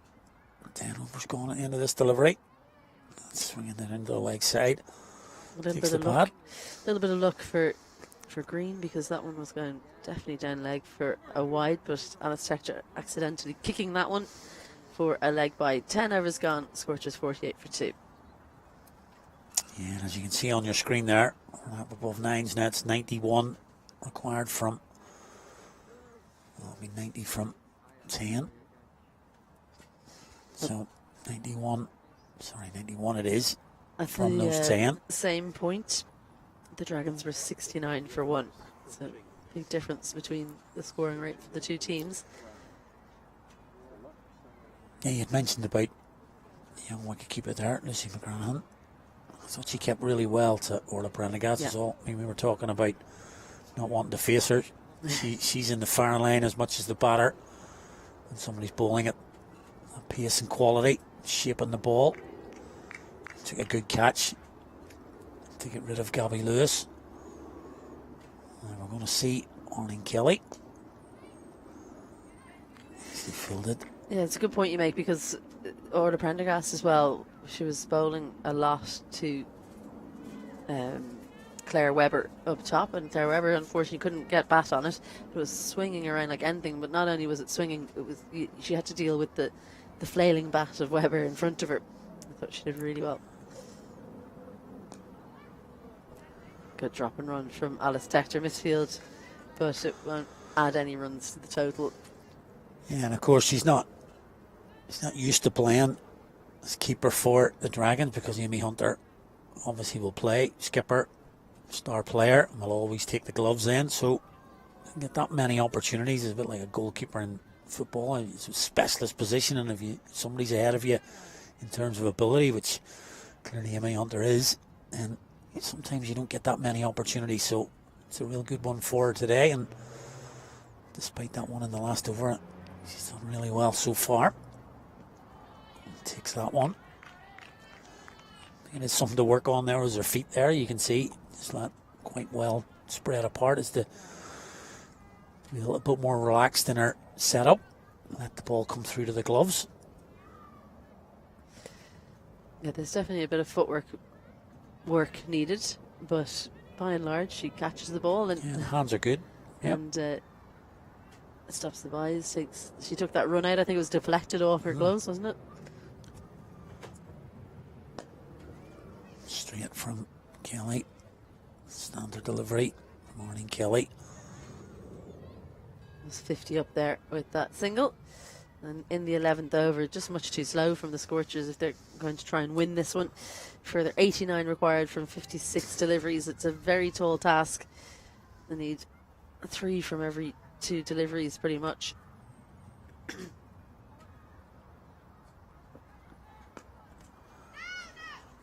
Yeah, as we talked about, it's a pretty experienced lineup the Dragons have. There's an argument could say that this Dragons bowling lineup could represent Ireland, I suppose, because they all have done pretty much. So yeah, it's interesting when they're making the teams, and obviously we know the Dragons are they have most of the northern players in their squad, but the 3 teams are quite well balanced in terms of their bowling lineups in particular. Yeah. It's definitely become that as the competition's progressed, 11 overs gone, 51 for 2. As the competition's progressed, it's been first of all the fielding improving, and then the bowling now definitely improving. It's the batting where maybe it's a little bit further behind. Yeah. Can't have quite as many top level batters. That will improve now because the bowling standard at training is going to be better. So it just tends to lag a little bit behind the batting, especially in women's cricket. It's usually the last one to pick up, but as you say, as each standard improves, if the fielding improves, then the batting's got to also improve, because you've got to pick gaps a little bit better and keep it away from the fielders and not hit the ball in the air so much as you were getting away with it, as you alluded to. Sort of at youth cricket, maybe you do get away with it a little bit. Claudia Green's going to keep going here. There's that ball that we talked about at the end of the last over, which Alice Tector kicked away, but inadvertently. That time does go through to the keeper. Takes the wide.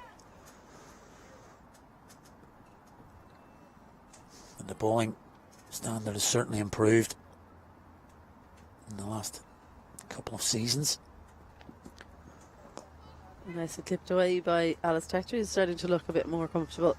Still not scoring at a high enough rate, but it's definitely improved her scoring rate since her first 10 or 11 balls. Irish and National Cup games on today. Phoenix are facing CIYMS in one semi-final. CIYMS 91 for 3, chasing 208 there, so it's in the balance. Chris Doherty is the man in on 43. So they'll be hoping he can make a big one. Oh, that's a big one from Leopold. Launches it leg side. 1, 2, 3 bounces and over the rope. Yeah, they've left the field open on that leg side. In terms of the boundary fielders, there's only one deep square leg, but plenty of space out in front. And just bowling into the arc there a little bit. Claudia Green could have gone offside with that one, but decided that the space was on the leg side. So pulled it over mid-wicket. Gets the boundary, much needed. She'll try and back that up, and she will do exactly that. That's a really nice shot got on top of that. Hits it in front of square. Plenty of time. And back-to-back boundaries for Leopold. She moves on to 25. Yeah, much shorter delivery here. It was the comeback ball after that fuller delivery was smacked leg side, but it didn't have the desired effect. Orla Prendergast in the deep there, but she's nowhere near that because, as we've said so many times, Leopold has added power to her game this season. Obviously been working out. And just if you're watching this and you're wondering about the other semi-final in the Irish Senior Cup, Estonians 73 for 4, chasing 271 against Marion. So Marion probably favourites in that one at the moment. 199 required from 30 there. A little tickle around the corner. Nice work from Leopold. Again, that outfield. Still very quick, and 3 in a row. Really clever batting. She's almost playing with Claudia Green here because she did the heave leg side, then the shorter one was pulled, and then she expected as change up it was the slower ball. She just had to get enough bat nut to get it round the corner because no fine leg fielder. They had been operating with just 3 outside the ring earlier on the over. 4 out now, cover third, square leg and mid wicket on the boundary. Tries to work the offside this time. It's going all around the ground here, but can't beat the field on that occasion. The question I have for you is Neil Rock still in for Estonians? If he's still there, that's probably their last hurrah. The Irish International now, of course, plan his trade up on the NCU with Estonians. Yeah, Neil Rock and Andrew White, the 2 batters in, so still hope. Yeah, very experienced Andrew White, of course the talent of Neil Rock. That closes out a expensive over for Green. Kind of ruins her figures a little bit. There's 3 boundaries in the over from Leopold. She's moved on to 30. Tector on 11. And after 12 overs, the Scorchers are 66 for 2. Definitely was exactly what the Scorchers needed, an injection of runs and pace from Leopold. Someone who'll be trying to put a stop to the run scoring. Arlene Kelly, 73 required from 48, so looking a little bit more manageable now after that over. They'll need another few big overs though to chase this down. Yeah, I think they'll need to back that up. Won't be easy against Kelly. It's flicked into the leg side. Always little to come in from the boundary and field. Yeah, I think this will be our last little over here, Izzy, and maybe the last time we'll be out of ground for a little while. Got a little bit of work on soon, and I've got the test match coming up as well. I think you're off to the Asia Cup possibly. Yeah, that's true. I haven't got my flight details yet, so I won't That'll be assume the first thing anything. to do. Won't assume anything until I get that in the mail. I'll have to check my junk folder. Maybe it's got lost in there. I'll have to always check the spam folder. I'm excited to hear Dwayne, our other co-commentator, is going to be doing the opening ceremony for the Olympics. Amazing. Yeah, what a gig that is over in Paris. Well deserved. That'll be really good. But yeah, plenty of cricket to come. We're probably only halfway through the season really as we come to the business end. Obviously we've got the test match at Stormont, Ireland versus Zimbabwe men, and then 2 big series for Ireland women coming up, and of course the Super Series will now kick into 50 over mode after today. Nicely bowled from Arlene Kelly, so that Alice Tector was trying to give herself a little bit of room, but just followed her down that leg side and cramped her up. I wonder, does she have it in her to maybe move offside and try and go with the swing to the leg? Of course, we do know that Arlene Kelly bowls a lot of leg cutters, so you have to be prepared for that as well. It's a beautiful strike, that one from Alice Tector. When she does strike it like that, it's so clean, makes it look so easy. Finds the gap, and neither fielder really moved. Just turned around the fielder at mid-off to go and get the ball. That was 4 every second from the bat. Yeah, it was a lovely shot, as I say. That's what she was trying to access, that offside, and on this occasion gets it between covering mid-off. Hits it for 4. Last ball. And just clipped into the leg side. There's going to be no run as it's not given not out. So that ends the 13th over. That'll be myself and Izzy. We'll now take a little break. All the best to Isabel Joyce as she heads off to that Asia Cup. Commentate on that. All the very best there. And we'll leave you in the capable hands of Celeste Rack and Craig Senior to see out the remaining 7 overs of this innings.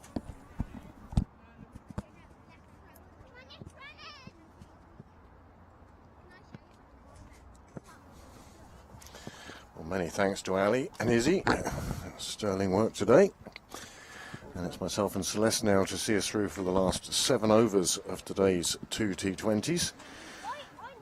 And, well, 68 runs required, 7 overs to go. It's a tough ask. It's a real tall order. They've left this run till very late. We're starting to see signs these two are trying to attack. Leopold's hit some great shots in the last couple of overs, so we'll see what they can do. Well, that's not the start that Lou Little would have wanted to her spell. 5 wides to start with. That'll be a big help for the Scorchers. They're still in pursuit of this 139 they need. 63 required now from 7 overs. 9 and over. As we know, Craig, it only takes one huge over that can change the whole course of the match, and starting off with 5 wides is not ideal, so Leopold will be looking to capitalise here.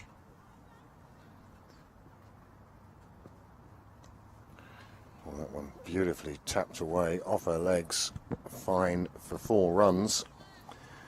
Another 4.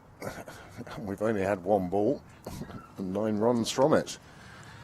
You've got to feel a bit for Louise Little. It's tough coming on at this stage of the match, and starting with 5 wides and then not getting your line right a second ball is tough. Well, this is the thing. We've spoken about it before, the lack of left-handers in the Irish women's game. And so even as a bowler, you have to get used to bowling to these left-handers. Yeah, definitely. She's got a line a lot better there. Nice and straight. Well, that was better. But again, even that delivery from Little was outside the leg stump of the left-hander, which would have been a super ball for a right-hander. Exactly. Now the challenge is not to bowl down leg to the right-hander. Yes, indeed it is. And you see the equation on your screen there now. 40 balls remaining, 58 required.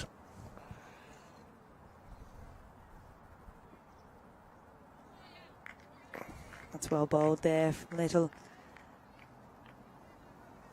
There seemed to be a lack of footwork there from Tector. Didn't come across to that one and resulted in her just sort of throwing the bat towards the ball, which is always sort of the dodgy way of doing it, because the chances of an edge are fairly high. You've very little control or power once that bat gets that far away from the body. And Tector's quite a traditional cricketer. And that's a super delivery from Little, and it has taken the edge of the bat. And again, the keeper has made a catch look very simple. She has. She'll be delighted with how she's managed to keep so far.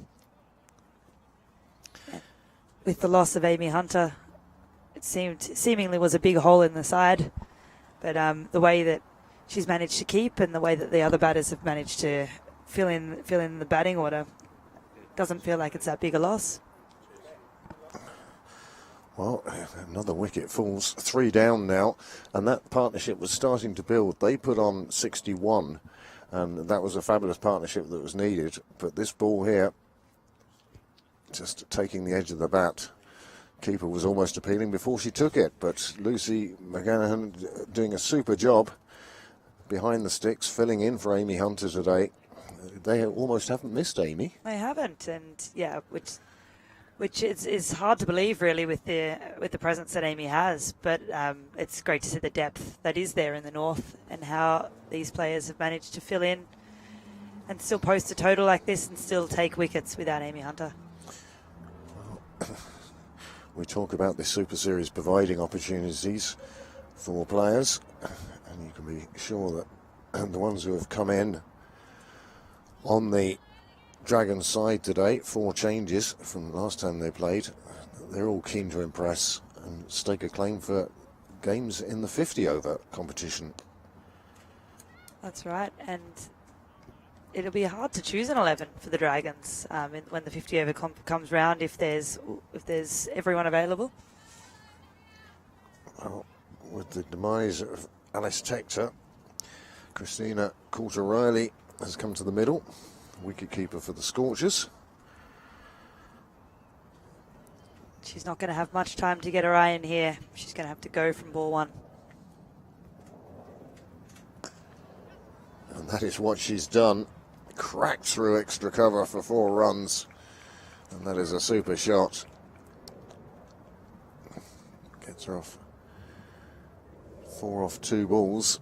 You see here, I don't know, there was too much wrong with delivery. A bit of width maybe. Allowed her to free her arms and punch it through extra cover, where it hit the boundary at the same pace it left the bat.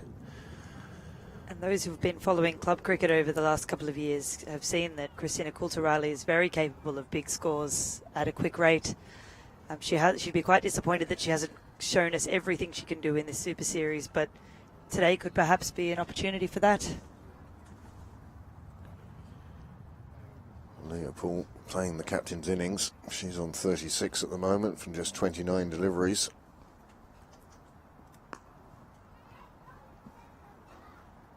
And she starts this over from Cara Murray with a boundary. This could be the over that Leopold chooses to really attack here. Cara Murray hasn't quite got her length right today, and she'll see this as an opportunity to score some runs. Difficult for the leg spinner with the left-hander, and especially one that comes down the track like that, turns it into a full toss, and despite there being 2 fielders in the vicinity, well, there was no chance of stopping that boundary. 4 more runs. And this time played away on the offside, and they'll just jog through for a single. Another one onto the total.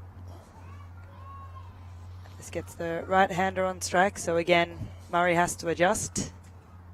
I think she'd be far happier bowling to the right-hander, though, than the left-hander. It's always lovely being able to spin the ball away from the batter. 90 on the board, 49 required. Just 5.4 overs to go. Coulter-Riley is very strong through wide, long off. So there's that gap there that's quite significant between squarish extra cover and mid-off that she'll be looking to target if she gets width and length. But she doesn't. Oh, nice take by the keeper of the return.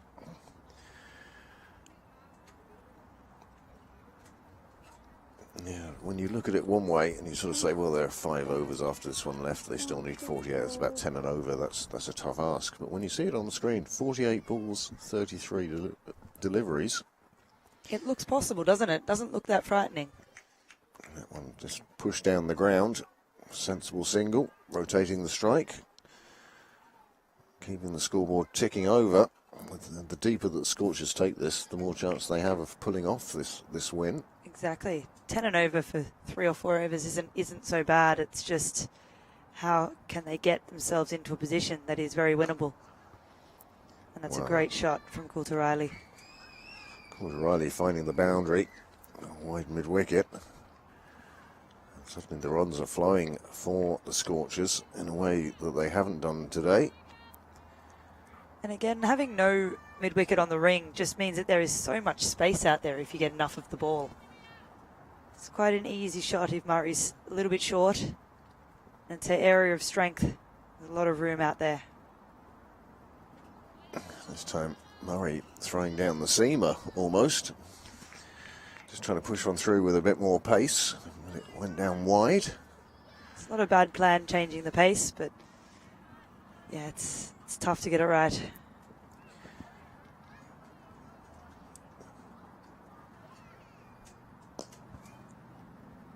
Nicely driven down the ground. Coulter Riley runs 3/4 of a run, chooses to return. And that's the end of the over. Murray's 3 overs now have cost 24. There is the Scorchers card.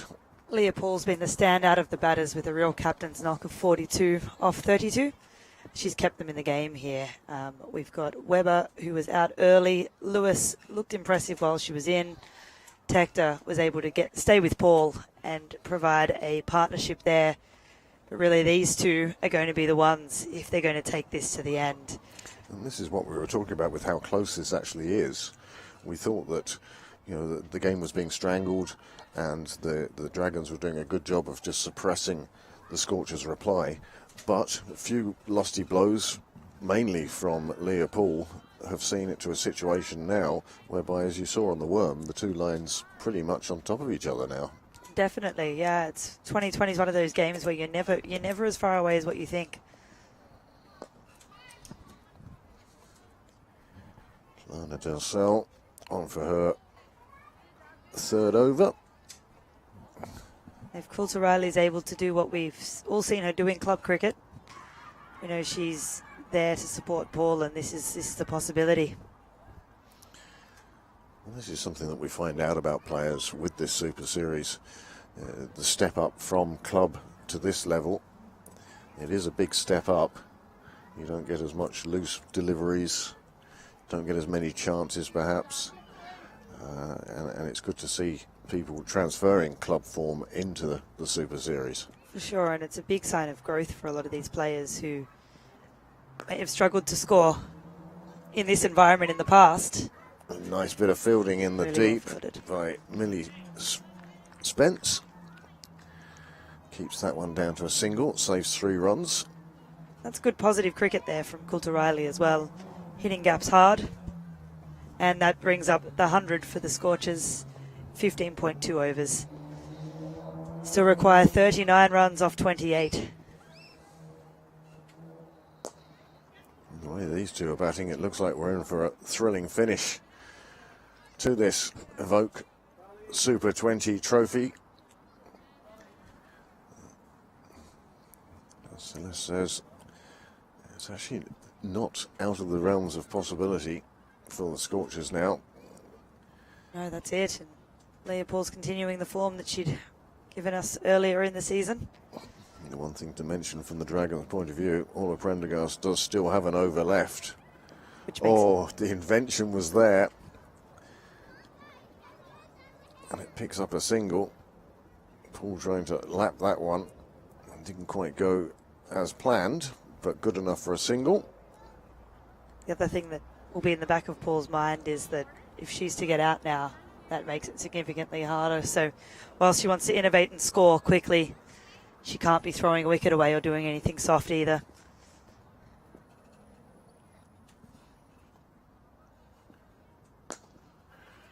Giselle not getting the same movement, obviously, as she did with the new ball. They come through for 2, and that's very well run. They are picking up every run they possibly can now.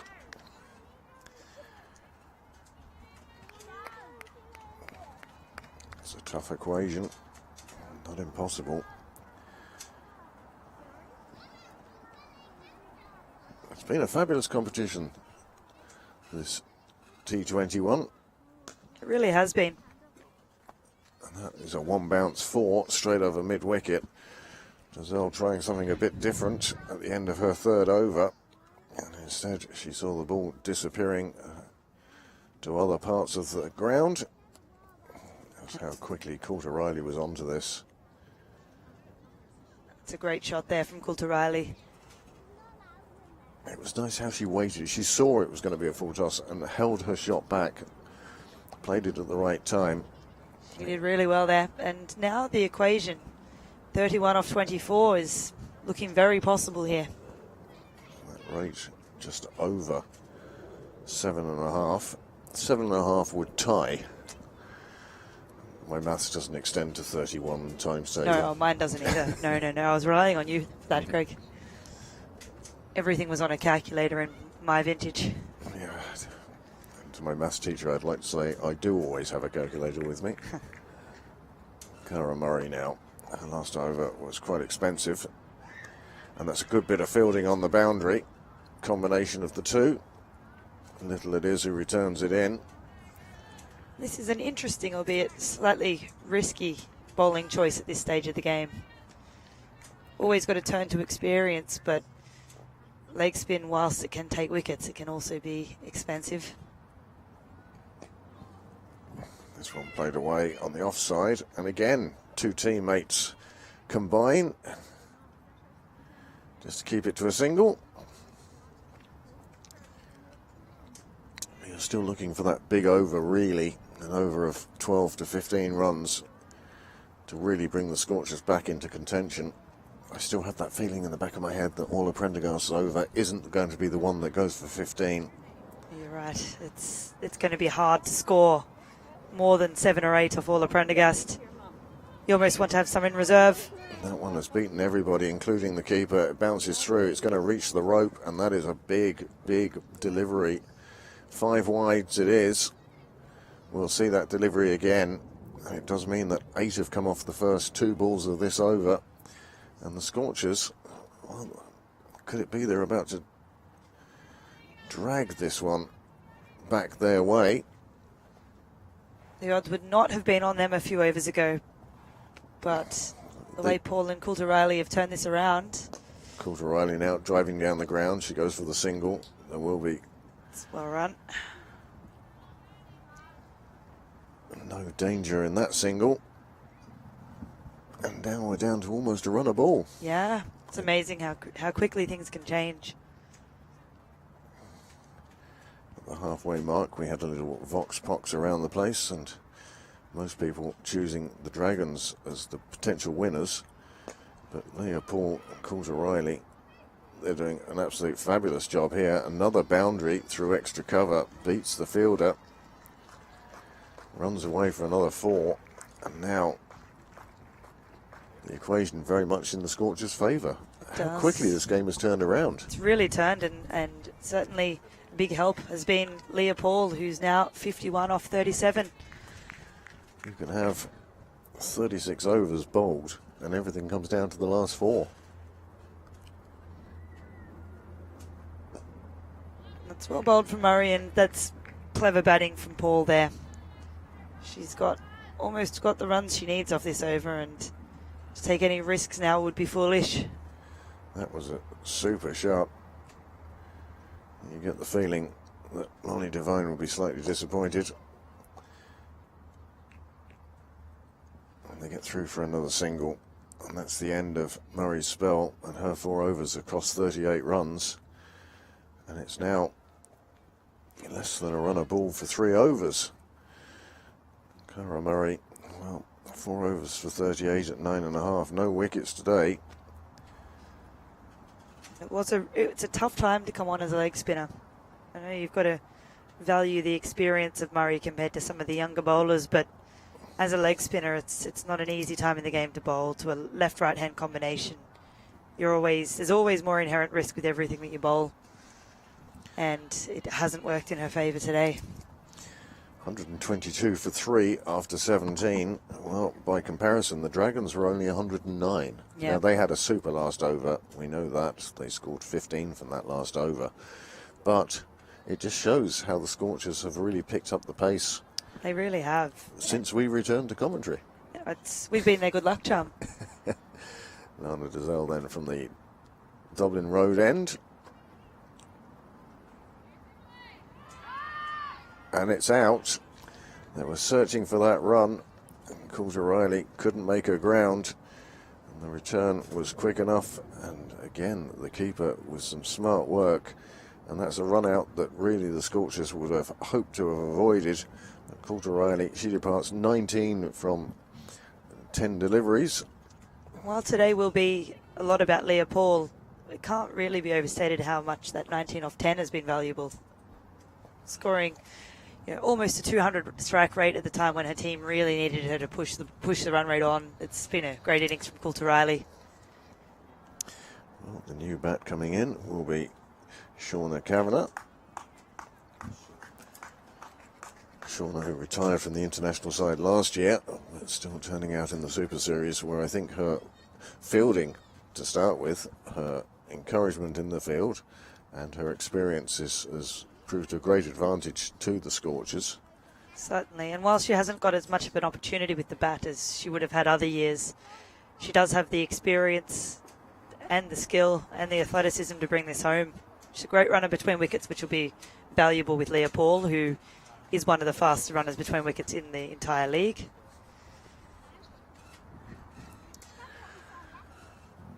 Her job is to get down that other end. Yes, it's about giving the strike to Leah Paul now, primarily. Any bonus runs that Shauna Kavanagh scores herself will be gratefully accepted. 17 required.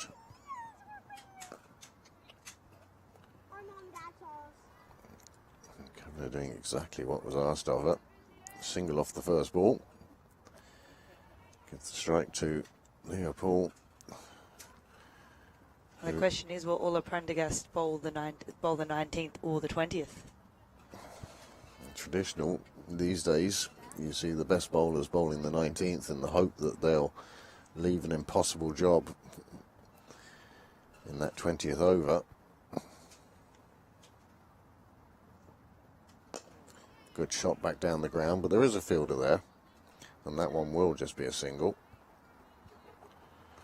It's a good result for the Dragons.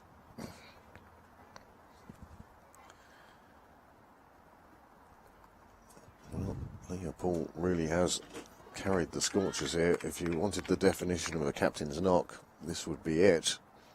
She'd taken the game deep, kept her side in the game. She timed it just right with her acceleration. Kavanagh again, I think, had started running the single before she hit the ball. She was determined to get down the other end. She's exactly the right woman for this situation, and I almost would have criticised the Scorchers for bringing her in too late in the past. Obviously, the aim is development as well in this series, and Shauna is at the twilight years of her career. But in terms of having an experienced player out there in the middle in situations like this, it's great to have Shauna. Great shot from Leah Paul, straight down the ground, 4 runs. That is a big help.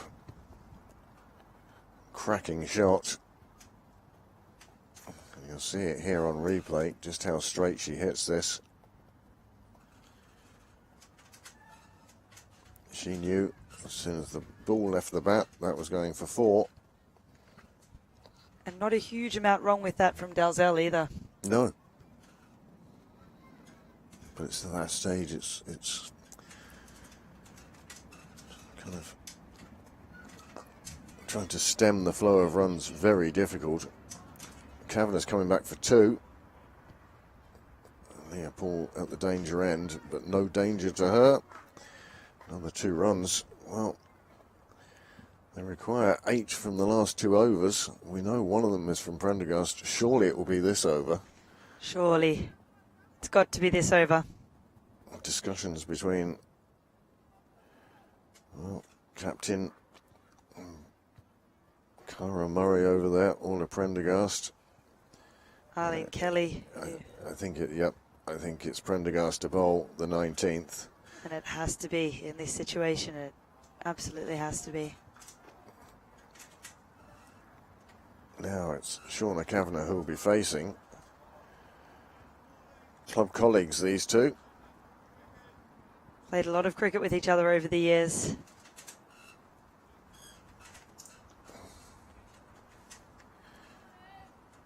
But the required run rate being less than a run a ball does take a lot of the pressure. Well, you can afford off here. You can afford dot balls. You don't have to score off every ball.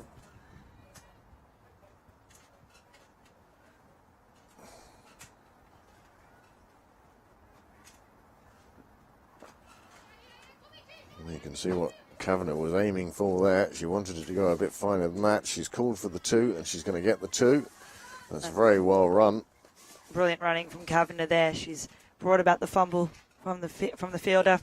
It's amazing what you can get away with at the end of the innings. Yep. Yeah, absolutely. Push and push hard. put the fielder under pressure, because you know that if they jog through for a single there, the fielder would have picked that ball up Oh, for cleanly. sure. Yep, she'd do it 100 times out of 100. She would have picked that up. It's just that extra pressure of knowing you have to get your skates on.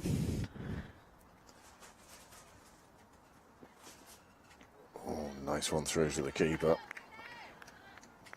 Kavanagh with a swing of the bat, but not much else. No connection. Just don't know with the bounce there, getting it over the bat. And that's sort of an illustration of thin line between its success and failure. She probably missed that by an inch. Yeah. She was 1.5 inches away from edging it over the keeper's head and 1.25 inches away from edging it into the keeper's gloves. Doesn't take much, does it?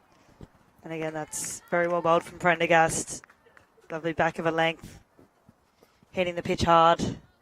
She's certainly doing her best to keep the Dragons in this shorter ball. Kavanagh was coming down the track, but no one got past her. Just 2 balls, two runs from the first 3 balls of this over. 6 required.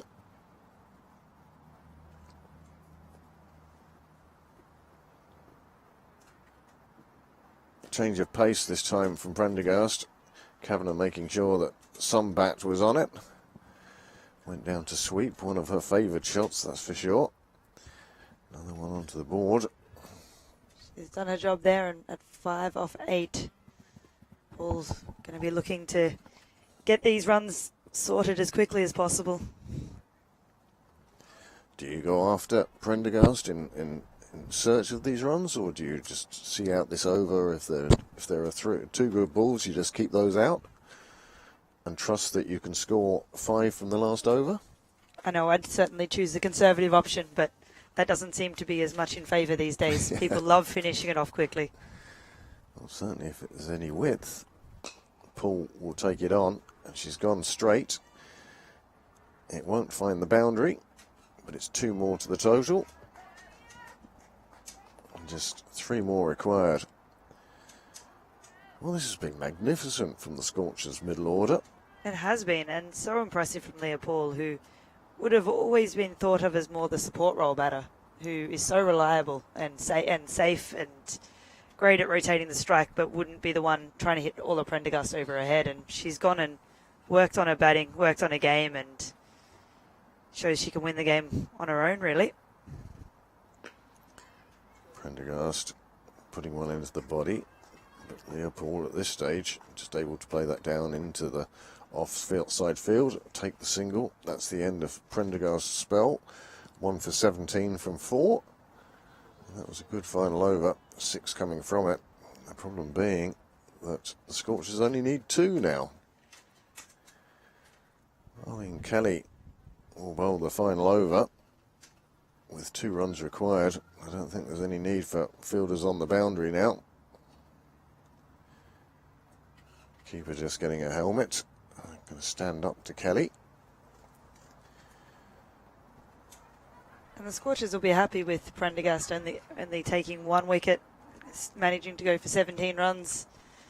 They've scored off a few other bowlers at a much greater rate, and they looked good and chose sensible options against all of Prendergast, who can be very dangerous if they try and go after her.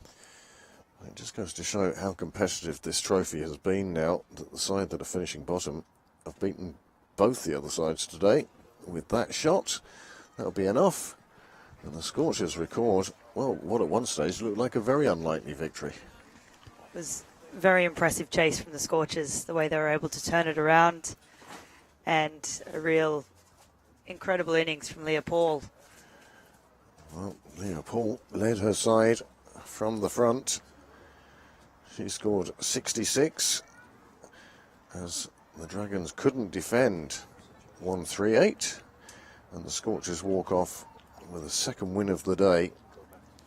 Still finish at the bottom of the 3 teams, but they've shown the other 2 teams we really are still here. We've not gone away, and it will make for a fascinating 50-over competition now. Oh, for sure. It's a huge psychological advantage getting those last 2 wins rather than losing every single game and having to turn it around for the other format. Well, Players all thanking the umpire.